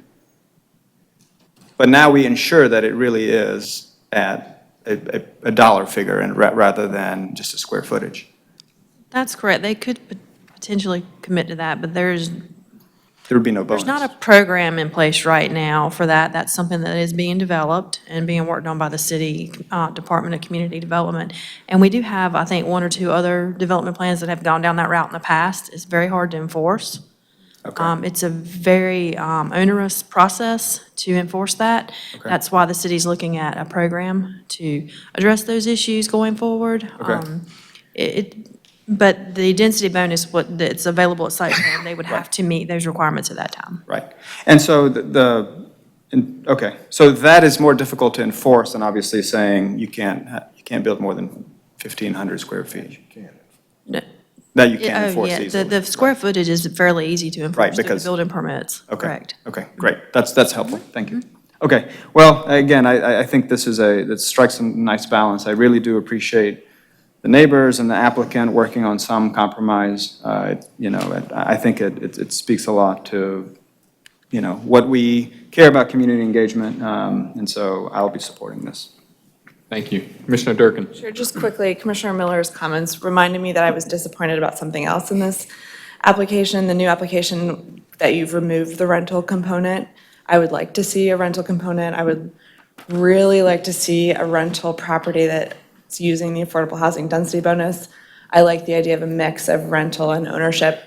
It's not necessarily a question, unless you're responding to say that there's a potential for that, but going straight to ownership is just.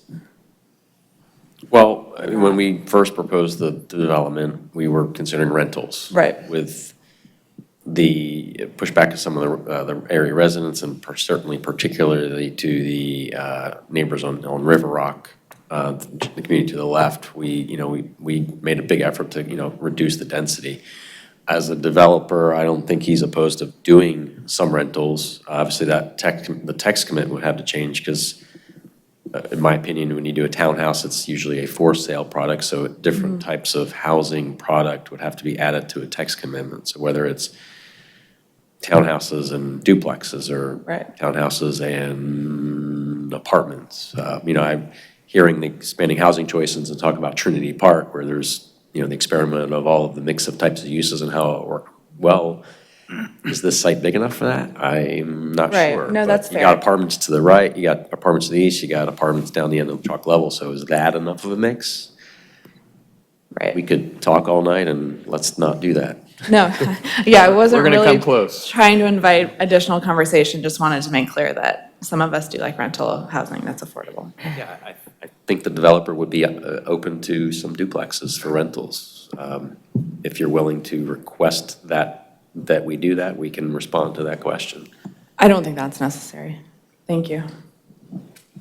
Commissioners, I think we've Ready to make a motion? exhausted ourselves in the process, but it's been a good conversation. I missed the July meeting, so for me, I watched it, but it's different when you watch it online than when you're here and you get to actually hear the debate and really understand the issues. I'm going to plan to vote for it. Ms. Yancey, Stokes, and McDonald, thank you for coming. And I hear you when you say you still continue to oppose the plan, and it sounds counterintuitive. Part of the reason I'm going to vote for it is because of you, because you have been diligent, and I do believe that something was going to happen here regardless. And I think you have stood with your neighbors and made a good case of what you would like to see. I think this is getting very much closer to what you're looking for. So I plan to vote for it. And as appropriate, I'll entertain a motion. Mr. Chairman, then, if I may, I move that in case Z1900007, the Chalk Level Road rezoning, that we send it forward to the City Council with a favorable recommendation to include the proffers that were made tonight, which I believe were the square footage limitation on the units, the limitation of 10 units on the cul-de-sac, and there was another one.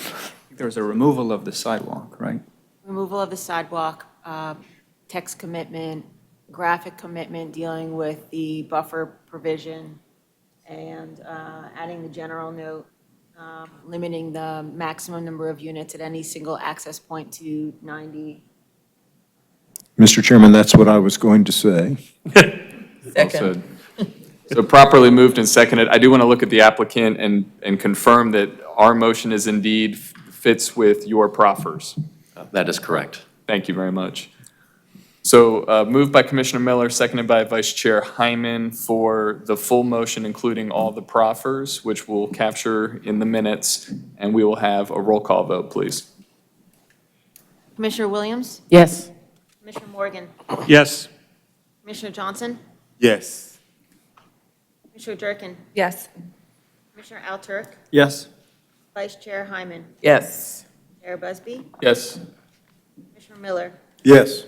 Commissioner Ketchen? Yes. Commissioner Lowe? Yes. And Commissioner Baker? Yes. Motion passes 11-0. Thank you. Thank you all very much, especially for staying late into this meeting. We really appreciate it. You may leave if you'd like. We have a few additional items. We are moving to our text amendments to the Unified Development Ordinance. We have 2 items, what is now going to be the Michael Stock Show. The first is TC1900001, which is Omnibus 13. And Commissioner McIver, we didn't forget about you. Welcome back.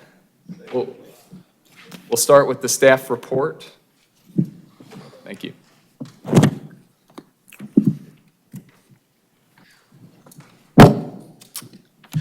Thank you. Michael Stock with the Planning Department. I'll try to be brief and not reiterate what's in the staff memo.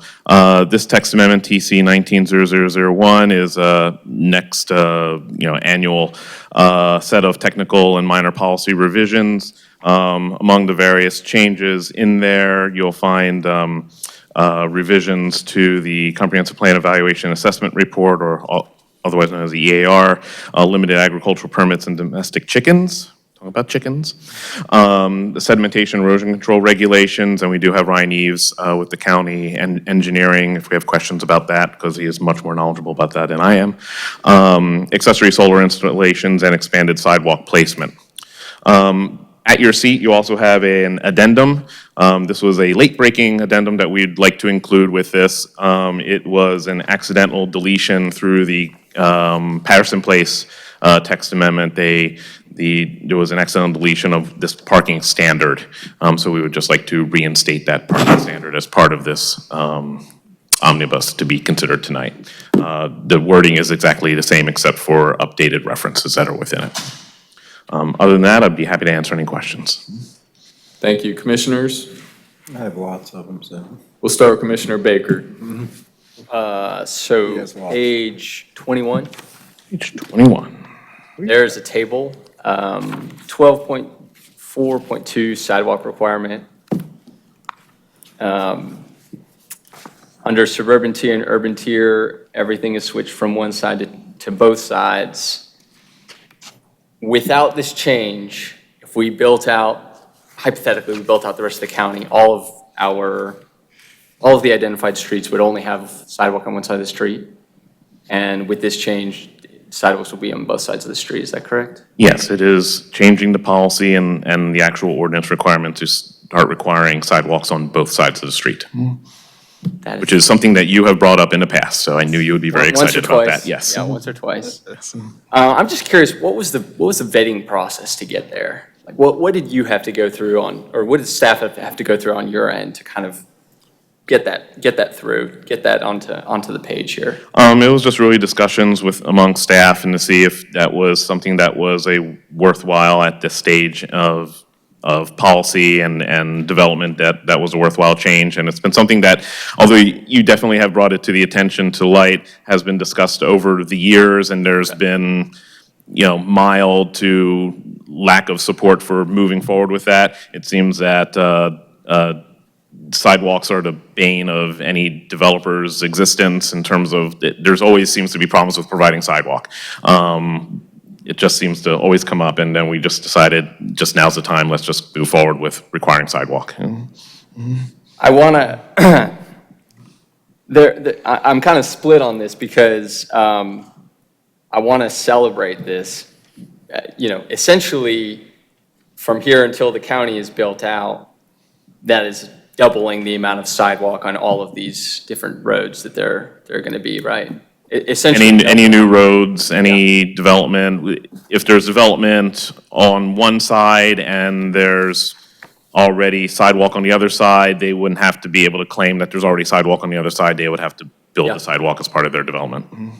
So at no cost to the taxpayer, we can expect to double the amount of sidewalk just by this little change in the table.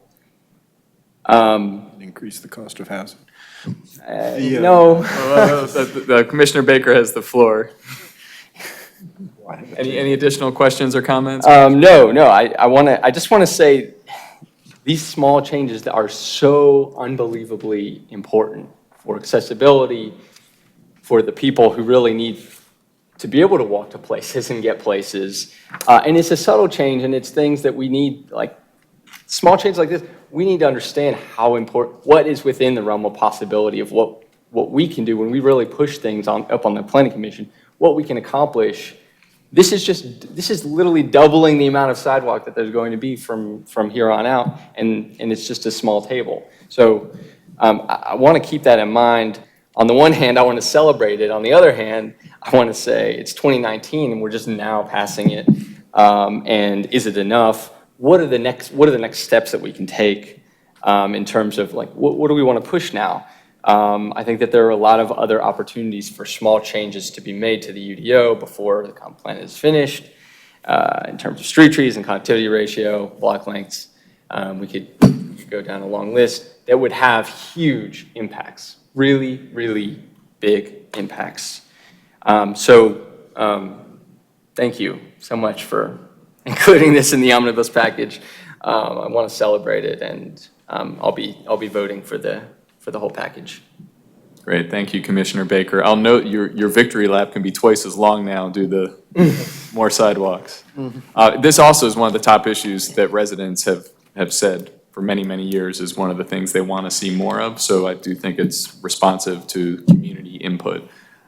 Before we get to Commissioner Miller, because I know you said you have many comments, I wanted to see if there are any other commissioners who had questions or comments. Commissioner Alturk? Yeah, so in a lot of cases now, I see commentary and then some language after the word commentary. Is that, I don't think maybe I just haven't read the UDO very well before, but is that a new thing or? No, the UDO since, Oh, okay, I see it, okay. since it's been adopted has always had there's sporadically throughout the UDO, they've had some commentary to provide clarity to a text or to give a heads up that this might not be the only standard that you might have to look to other places to look at their standards. This isn't the end of it. That's all it's meant to be. Okay. Can you just explain the neighborhood meeting, the mailed notice changes? Or is it just that now for historic properties and comp plan text amendments, they won't be mailed out? But that's one change, right? Can you, In page 2, I guess the table in page 2 and 3. 3. Yes. That is basically clarifying how the process already works. It used to be email notices to neighborhoods, text amendments. I think the last round of Omnibus, we went from a set distance for neighborhoods to the new public service notification, so anybody can join it and anybody can get all the notifications about anything. So that's really just to clarify and clean up text from that aspect, because it's not really a mailed notice. In the past, it was an email and it was categorized under that, but it's really not a mailed notice. It's really it's the email notification service. So I just don't want to continue the confusion that some people might have on it. Okay, thank you. That's all. And before we get to Commissioner Miller, I was remiss to open the public hearing. I apologize that we jumped to that. So I would like to open the public hearing. We do have two individuals who have both signed up to speak against, and Ellen Pless and Mimi Kessler, invite you both to offer your remarks. Thank you both for being here a long time. We'll stay as long as you all need us to stay. I'm Ellen Pless, 706 East Forest Hills Boulevard. I've basically got three different points on the Omnibus 13. Number one, I've got a real concern about the emergency declaration clause that's been inserted, allowing the planning director to suspend the UDO. And I don't see clarification in there regarding what circumstances constitute that emergency, how long that emergency might be able to go on for. I don't really see incorporated into that language what this is about. And being a citizen of Durham, I mean, I can understand a law enforcement agency maybe being given emergency powers. I really would request some clarification as to what does it mean when our planning director gets emergency powers to suspend the UDO rules. So that's, so that's the first one. Beyond that, I'm also curious regarding any changes to NPOs. I was at this podium in front of you back in April, talking about the NPO for Forest Hills, which currently is in the process, I guess, of aging out. At that point, we talked about, planning had said they were going to be seeking some funding for a consultant to work on the NPO. I've since learned from the mayor that apparently council was sort of encouraged by planning to not move forward with that while EHC was in process. So there's been months now where nothing has happened with respect to that, to the best of my knowledge. So it looks as though my neighborhood, despite the fact we've already put in over 1,000 hours worth of work, we may have to totally reapply. And the NPO really is the only citizen-led tool in our UDO. We've got a UDO that's like 1,600 pages long, and it is the one device that the citizens get to come forward on.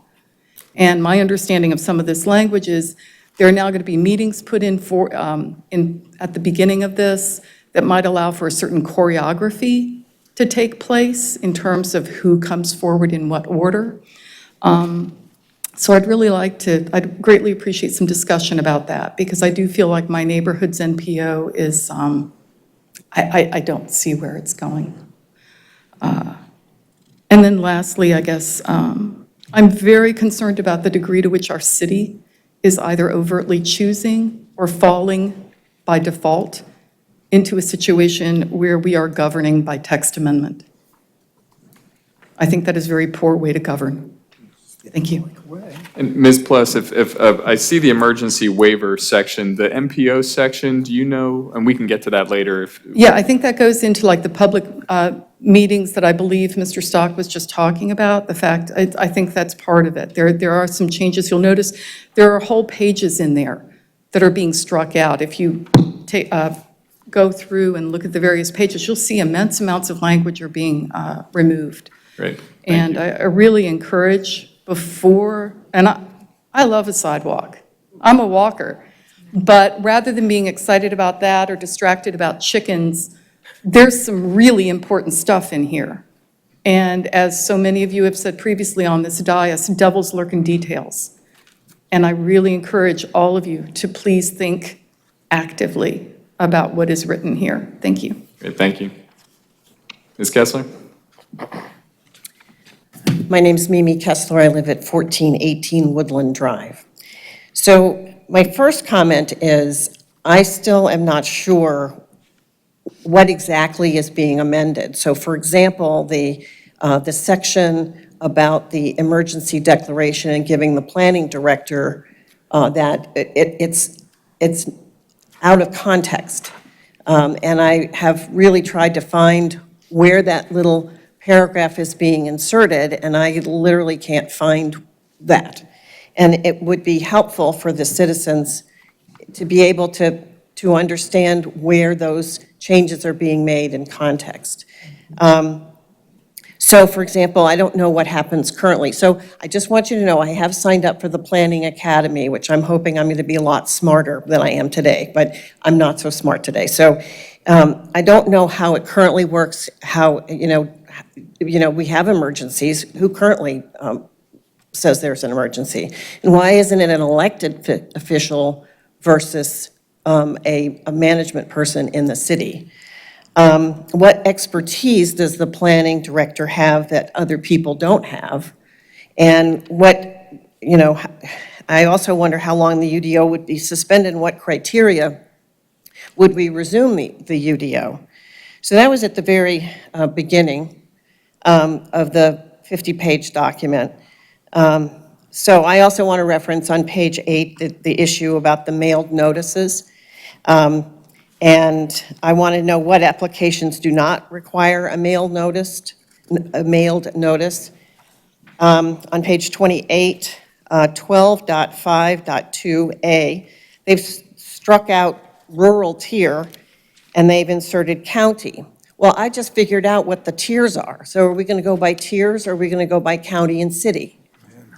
And then on 39, it's about sedimentation and erosion control, enforcement and penalties.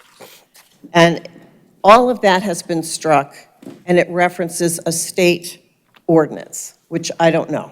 So I feel like a lot of changes are being made, and it's all on the cover of darkness and out of context, and this is as unacceptable to me as EHC was. Thank you. Thank you. Is there anyone else who'd like to speak while we have the public hearing open? So don't see anyone else. We will close the public hearing. Commissioner Miller, we'll come to you. So on our page 1, and I fear that the document that the speakers were referring to actually has got different pages than ours does. That happens from time to time. But at any rate, on page 1, so there's a provision that's going to be inserted other than official interpretations of the ordinance issued by the authority indicated in paragraph 311B, interpretation authority, and permit application approvals. The planning department does not issue interlocutory determinations or interpretations. Does that mean that somebody can't rely, if they go down and stand at the counter and ask a question about zoning, they can't rely on that? It is stating that when you go to, and this was explained to me by the city attorney's office, that when you go as an appeal, that you cannot rely on that as an appealable determination. The appealable determination is from the planning director. Okay, so this relates to your ability to appeal from something that, say, Jacob said. Correct. All right, I get it. Thank you. So on the next page, we're striking out the current provision that requires registered neighborhood associations within 1,000 feet. You got a mail notice to them of the neighborhood meeting, but we're going to insert instead a commentary provision that it's recommended. Why are we doing that? Because we don't have a registration anymore. We changed that to the public service notification, so we're looking to have consistency. Well, I get that, and it makes sense. But actually, I think our planning department ought to maintain a registry. Our planning department ought to do something affirmative to reach out and connect with people. It's not just an email. I know it's a lot of work to keep the registry and to write people and all of that, and I'm just throwing it out there. I think we need to engage neighborhood groups and what have you much more affirmatively and more effectively than we're doing. And my neighborhood is on the list. It's just raging about how wonderful the zoning program is, and those things are great.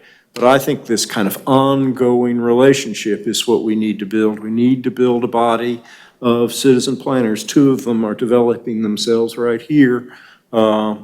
If we are going to effectively involve ordinary people as partners in all the things that we do, and I think stepping away from the affirmative work that it takes to develop a registry and to keep those contacts, as difficult and as I know that must be, is the wrong direction. So I'll just throw that out there. Working through it here. So I'm on page 5 now, and this is in 3.4.10A concerning the old evaluation and assessment report, which had a whole bunch of things in it. Now it's just going to be a rectification report. Are we not going to report on these other things anymore? No, because this is really geared towards the current comp plan, which we're currently revising. So a lot of the information that would be normally reported in here is actually going to be looked at through development of the comp plan, the new comp plan, or winds up being busy work that isn't really doing anybody any good. Right, but eventually we're going to be done with the comp plan, and we're going to have some sort of mechanism for making sure. And then we will add text back in to address what we want to see from that comp plan and updates from that. I remember that you said that. What is a bona fide farm? I'm on page 7. Is that defined somewhere? Yes, in state statute. All right, thanks.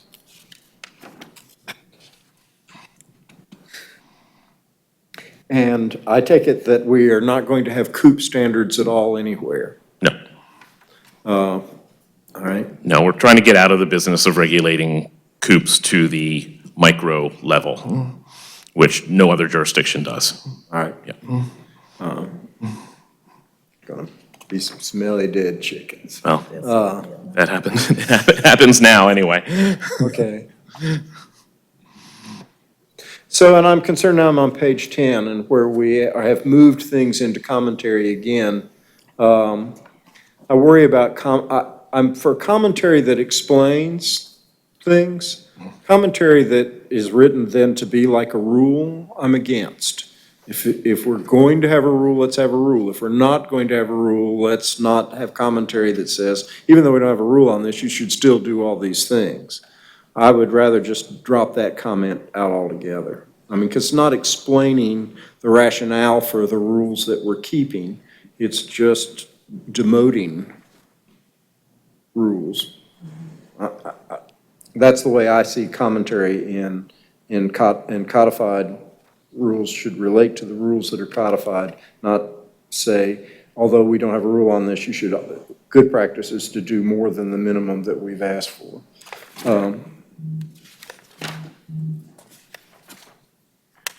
Evidently, I was getting tired, Mr. Chairman. So on page 21, back to the sidewalks, I don't understand why we continue to have a table if the standard is now both sides for all sidewalks except for freeways and expressways. Why can't we just have 2 sentences? We can. Well, we can look at changing it. It's just something that I kept the table and had fun striking out a lot of that table. And then, so on page 23, a legal non-conforming lot can be developed subject to all other applicable ordinance requirements. I'm at the bottom. If the proposed use is a permitted use and in the zoning district, if the lot is not located within a flood hazard area and those other things. Does this kind of just blow off lot and site limits? No, it's saying that we don't. So give me some examples. Help me think this one through. So the current requirement is saying that if you have a non-conforming lot, no matter what, whether, if the use is allowed, but you happen to have a non-conforming lot, you have to get a use permit for it. We're saying that you don't have to get a use permit for it. You can go ahead by right and develop on it and not have to go through this extra level of review. But you still have to meet all the other requirements. It's not getting you out of other setback requirements or anything. It's just that you have the right to develop that legal lot of record. And so, and we're talking about legal lots of record as a defined term. And we're not making any more. I hope not. I get it. Thank you.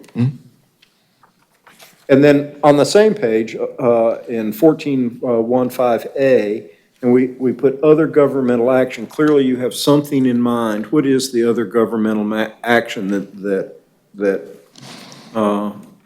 could make a lot non-conforming? Because right now, completion of buildings that have become non-conforming as a result of the passage of this ordinance or other governmental action. passage of this ordinance is an event that occurred on January 1, 2006, and it's a pretty empirical standard. Now we have this other kind of floating thing that can occur, and it worries me. 'Cause I don't know other where the governmental, edges are. other governmental actions are such like takings for right-of-way that might create a non-conforming lot, or other approvals or Good, so actions. this could fairly dramatically expand the lots that are identified as non-conforming. Could, yes. They would be legal lots of record. Okay, and this is something that I don't get at all. So we're coming up with new definitions of dwelling units. So the old definition of a dwelling unit is dependent upon the building code.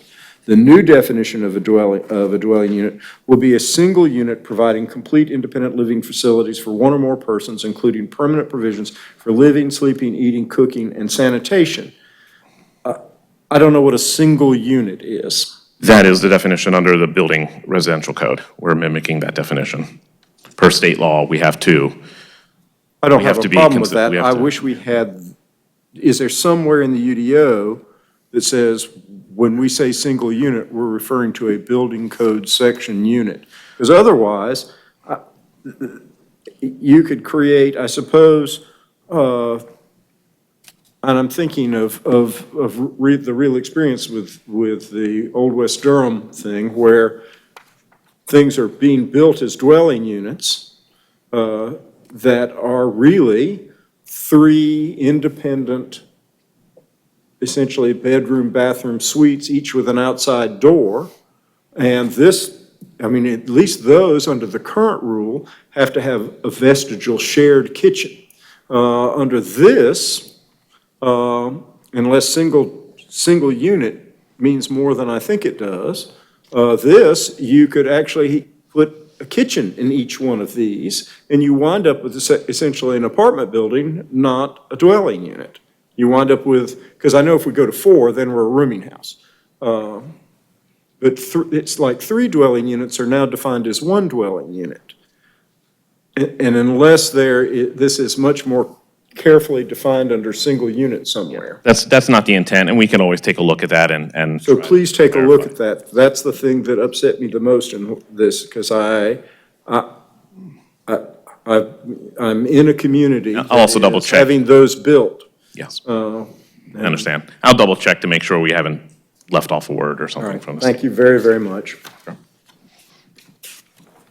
If there's a cross-reference into the building code or something like that keeps it from being, essentially a motel becomes a dwelling unit. Absolutely. That actually may, yeah. So, and then I'll throw out, we did throw out all the sedimentation and erosion control rules, but we added in all the new ones. They're back. You just didn't read far enough. They all come back. So, and that's because these are closely, I'm assuming, very closely tied to state statute, and so consequently, every time they change the statute, we have to throw out the baby and the bathwater and birth a new baby and run a new tub. Pardon me, that was awkward. But I was trapped, I had started. No, you're fine. All right. Commissioner Miller, any additional questions or comments? That's it. Those are all the ones I had too. It's amazing. He asked exactly the ones that I had. How serendipitous. I do want to raise some of the questions we heard during the public hearing. And so could you talk about the thinking behind the emergency powers, how that works in particular? It's based upon the emergency declarations that are allowed by state statute and are also codified within the city and county codes. The most recent one that was issued was the explosion on Duke Street, and it's always said it's issued by the mayor, and there are set time limits. It is not a blank check. That language was crafted by the city attorney's office. Be happy to go back to the city's attorney's office and relook at it and make sure we're not creating some sort of loophole, but pretty much it's So, pretty and set. this whole idea is founded in state law so that zoning rules don't get in the way of our ability to cope with real emergencies. Right. And even in the aftermath of emergencies where we may need to provide temporary shelter by locating FEMA little trailers and those kinds of things, I'm not aware of any circumstances where anybody has used this in a way that was disingenuous or anything like that. For somebody who is always looking for trouble, this does not worry me. I think this is necessary. And the other main issue that I heard that I just wanted to make sure got addressed was the reference to changes to the MPOs. The only change that, and Ms. Pless, you're more than welcome to correct me if I'm wrong in understanding the concern, was the changes to the pre-submittal application requirements where we added in language about neighborhood protection overlay. And that's really a clarification statement. We've always required a pre-submittal conference for any NPO petition. We think it's good practice. It's a rezoning. And we think it's good practice for any potential neighborhood who's seeking an NPO to meet with staff well ahead of time, just for the simple basis of understanding the process, but then also to go over any potential issues that are being arised and to make them aware early on. Can you tell us where this is? Oh, I'm sorry, page 2, right at the top, number 2. And it's under section 322B, which is pre-application conference. So the concern is, and I'd like to, let's play this as, under the ordinance that obtained at the time, the Forest Hills neighborhood followed the rules, got into the queue, and we have a resource problem about acting on it. But are we doing anything in this omnibus thing that is going to essentially make their application die off? No, nothing in this makes that happen. They had pre-submittal conference for their current application, and that was a requirement. Tuscaloosa Lakewood did a pre-submittal conference way back in 2007, and other neighborhoods that were inquiring had pre-submittal conferences. So what this is saying is if they had had a conference and then had done nothing for 7 months, they would have to come in for another conference before they could submit. But they submitted. They submitted, and they've met with us many times. Usually neighborhoods will meet with us many times, and we would not kick out a neighborhood on something like that. Thank you. Ms. Pless, if you'd like, I just want to make sure we adequately answered your question. I know Mr. Stock invited you to make any additional comments as well. Yeah, thank you. I appreciate that. So I guess my concern has to do with the fact that, the NPO rules have shifted considerably. One of the reasons why the mayor was explaining to me that city council held off on the allocation of funds through the FY20 work program, he led me to believe that staff had basically said that EHC should be dealt with first because EHC was going to be making changes to what was possible, that it would inform the NPO process, I believe were the actual words spoken. So in the light of that, since we were held off now under this amount of time, my area, I assume, our NPO application will age out. It dies a natural death after 18 months, even though we've done everything correctly and it was under previous rules. We're going to be put into a situation where I assume we'll be competing now with other neighborhoods going forward if we choose to continue to try and seek an NPO. And by taking instead neighborhoods on a first come, first serve, what I'm concerned about is, does this wording allow the planning department to say, you know what, this neighborhood, we're going to hear from them first about their NPO desires, and that neighborhood, we're going to hold off for a while. I'm just wondering, is this a choreography? Could it become a choreography device? I don't see how it could. It's just stating what's already required about a pre-submittal application. Okay.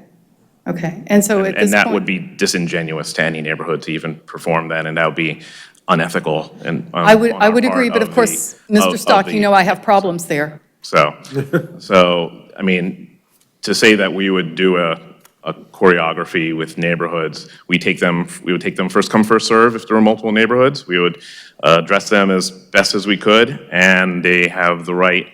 The current NPO rules have not changed. There are some changes that are possibly forthcoming, but they are not, they're more of elaborating on the process and reemphasizing that they have to be a city-initiated rezoning, especially if you're looking to do a downzoning, because that's new state rule. But otherwise, that hasn't even come before the Planning Commission yet. Yeah, it has. Well, they have, but we sent it back and there. Oh, okay, so Yeah, there's. that didn't get adopted? Yeah, and it went to JCCPC a couple months ago and such. All right, But, very good. And Mr. Stock, I assume with the required pre-submittal meeting, that those meetings happen as the requests come in. Absolutely, So yeah. you stack those up, which hopefully would address Ms. Pless's concern, that as those meetings happen, neighborhoods request the meeting happens. Sure. Those are the neighborhoods that are in line for the application process or moving through the process of exploring an MPO. Sure, and I can imagine if we got a bunch of applications at the same time and we're looking to schedule, maybe based upon availability, one happens before the other, but it wouldn't be substantially before the other. But that's just a supposition about that. Commissioner Miller? It may clarify by asking this question. We currently require pre-submittal conferences on a whole bunch of things. Right. Including not all rezonings, but very nearly all of them. Yep. And do they also have an age-out provision? They do, actually, we are adding the age-out provision to apply to all pre-submittal conferences. Right now, they're currently, I can't remember if they apply to zonings, but they apply to certain other applications that after 6 months, then you do need to Come back and have another conference. Right. Okay. So yeah, I get it. And we're also actually adding a pre-submittal conference, which wasn't required before, for text amendments, because we got a privately initiated one that was kind of dropped on our lap, and we're like, has anybody spoken to these folks? And so it kind of is like a minor process improvement of realizing that sometimes there's privately initiated ones, and most people will contact us ahead of time to discuss any potential issues, but in this case, they didn't, so we're adding that in. And if I may, Mr. Chairman, You may. I'll observe that the pre-submittal conference, I think, is a great thing, and a great deal of false starting and wasted work is saved by a pre-submittal conference. And quite frankly, I think it's great to have on those, even in those few cases where ordinary people can initiate the process, they need to be sitting down and developing relationships with people in the planning staff. It's good for them, it's also good for the planning staff. It's an educational opportunity, too. I mean, as we've discussed, the zoning issues are not always easy to understand, or the processes are not always right in front of you, and it's an opportunity to walk people through the process. Great. Commissioner Alturk? Thank you, Chair. I want to follow up on Commissioner Miller's question about, on page 2, 323C, about the neighborhood meeting mailed notice. So right now, if I heard you correctly, there was a registry, and now there isn't one, or? It's out of date. It hasn't been updated. And so, I guess with the commentary being, it's recommended that a notice be sent.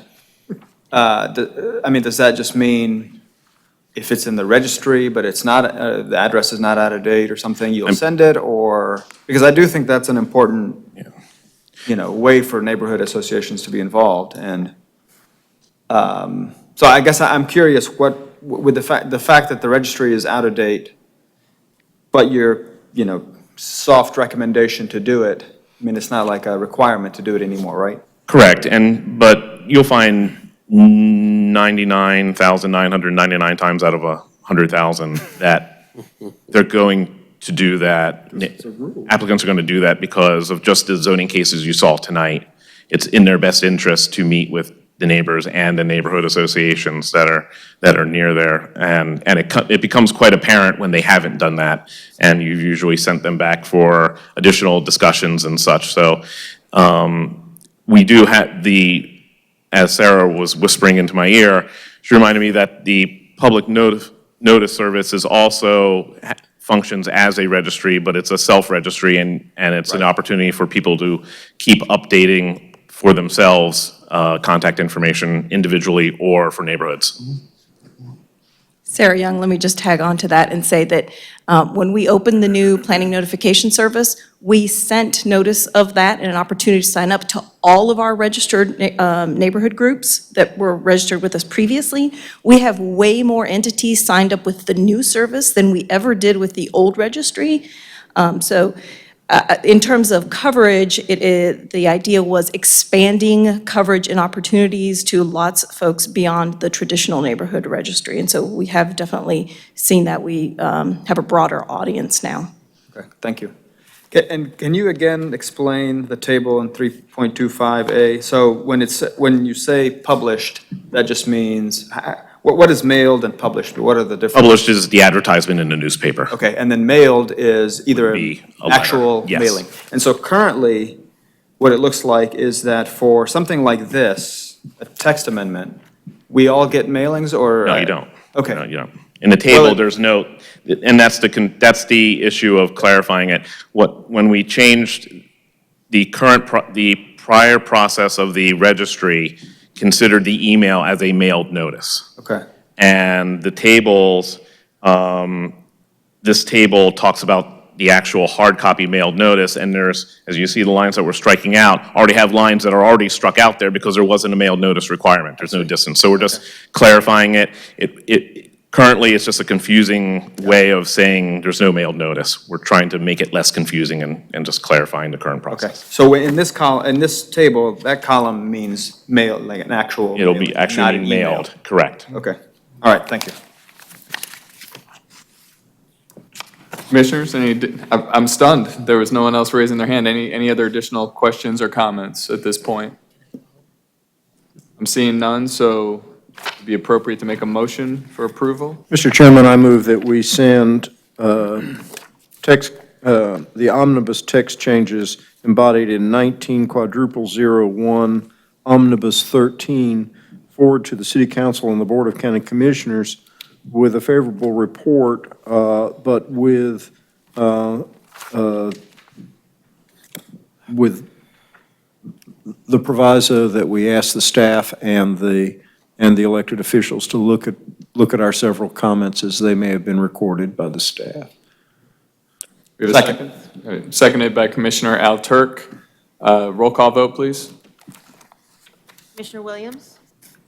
Yes. Commissioner Morgan? Yes. Mr. Johnson? Yes. Commissioner Durkin? Yes. Commissioner Alturk? Yes. Commissioner Hyman? Yes. Mayor Busby? Yes. Commissioner Miller? Yes. Commissioner Kitchen? Yes. Commissioner Lowe? Yay. Yes. Yes. That's what happens when you sit in the wrong chair. Motion passes 12-0. Thank you. So we will move to the FEMA firm update. This is case TC1900003. Again, Michael Stock with the Planning Department. I'll be as brief as possible on this. This is a state requirement to update the UDO anytime the floodplain maps that regulate 100-year floodplains have been updated, and they give us a deadline to do that, or the county in this case would lose its flood insurance program. The attached map shows the 8 panels that have been updated. This commission saw something similar to this about a year ago for most of Durham County. These were some outlier panels that were held off from that larger batch because there were challenges to those floodplain maps in the neighboring counties. You'll see those squares straddled county jurisdictions, Person and Granville. There were some challenges. There were no challenges in the county jurisdictions, and those were so they're moving forward as they were originally established back in 2015. Now it's just it'll be finalized on December 6th. Great, thank you. And we have a public hearing for this item as well. I am assuming no one has signed up. No one has signed up. Okay, we'll open the public hearing. No one has signed up. No one is asking to speak. We'll close the public hearing. Commissioners? I have no problems with this. If any of you don't, I'd be open to a motion for approval. I move that we send case TC1900003 forward to the City Council with a favorable recommendation. Second. Second. Moved by Commissioner Baker, seconded by Vice Chair Hyman. And all those in favor, please say aye. Aye. Any opposed? The ayes have it. At this Thank point, you. thank you, Mr. Stock. We have one final item on the agenda. This is the annual election of the chair and the vice chair. And so I will turn this over to Ms. Smith, who will handle this part of the meeting. So before we move on to the election, I just wanted to make a comment for the commissioners, but also for the listening audience at home if they haven't turned their TV off yet, that the staff is available before every planning commission meeting between the hours of 4 and 5 p.m. to answer questions about the cases on that evening's agenda. Only those cases. We're not available to answer general zoning and planning questions, just questions about the cases on the agenda. The commissioners, you're welcome to come early too if you have questions. It's not just for the public, it's for the commission as well. So I wanted to make sure that we got that out there. So we can move on to the election now. What we normally do is take a nomination, and we'll see if we get one or more or whatever. But we'll start with nominations for the chairperson for next term. And I will note, I've been a city appointee as the chair, and so it is time to switch to. Don't necessarily have to, but you can't serve more than 2 years consecutive. Previously, if you recall, Ms. Hyman served 1 year. Normally, our chairs have served 2 years before they rotate around. But I just wanted to throw that out there that it's a 2-year maximum. So. I'd like to nominate Vice Chair Hyman for the chair position. I'll second that, if you need a second. Okay, are there any other nominations for chair? Okay, and can we get you can do a show of hands vote. All those in favor of Elaine Hyman as chair for the next term, please raise your hand. Okay, you got that? Okay. And then we'll take nominations for vice chair.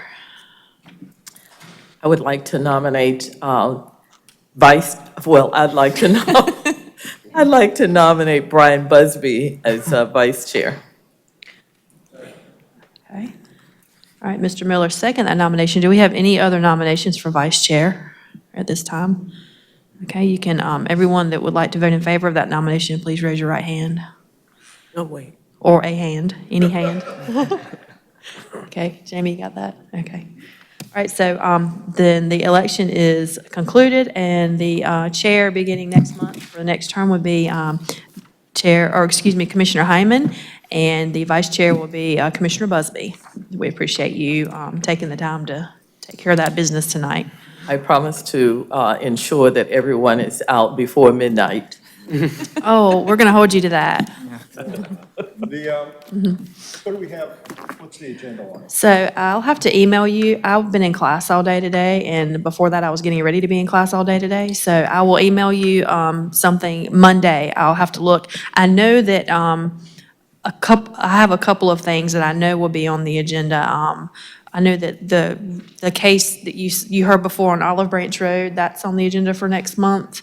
And we had another case, but I think that was actually removed from the agenda today because it's not ready. But then we may have another case that's ready by the time I get back to the office Monday. So for now, I know Olive Branch is coming back. So. I've heard rave reviews. We only had a handful of citizens here for the presentation on stormwater, but just rave reviews about that. So that's good. If we can work those in. We are. We actually, your next one is going to be, Mr. Eves left. Ryan Eves with the county engineering office was here for the Omnibus presentation. He's going to be coming soon to a commissioners meeting near you to do a presentation on soil and erosion control. On stormwater. It's S&E. Great. And just a reminder. Sedimentation and erosion control. I'm sorry, it's late, yes. I apologize. And a reminder, we moved our meeting, so the meeting next month is on October 15th. Right, so that was my last thing to remind you, don't show up on the second Tuesday. It's going to be the, technically the third Tuesday. No problem. It's the 15th. We have several Tuesdays in October. 15th is Commissioner Miller's birthday. Oh, so are I you will be bringing bringing cupcakes? Okay, great. But I'm not going to ask you what kind to get. You'll just get what I bring. Okay. It's like We will most see you meetings. on the 15th. If you have any questions for us in the near term, email us. Thank you. Thank you. Meeting adjourned. Thank you.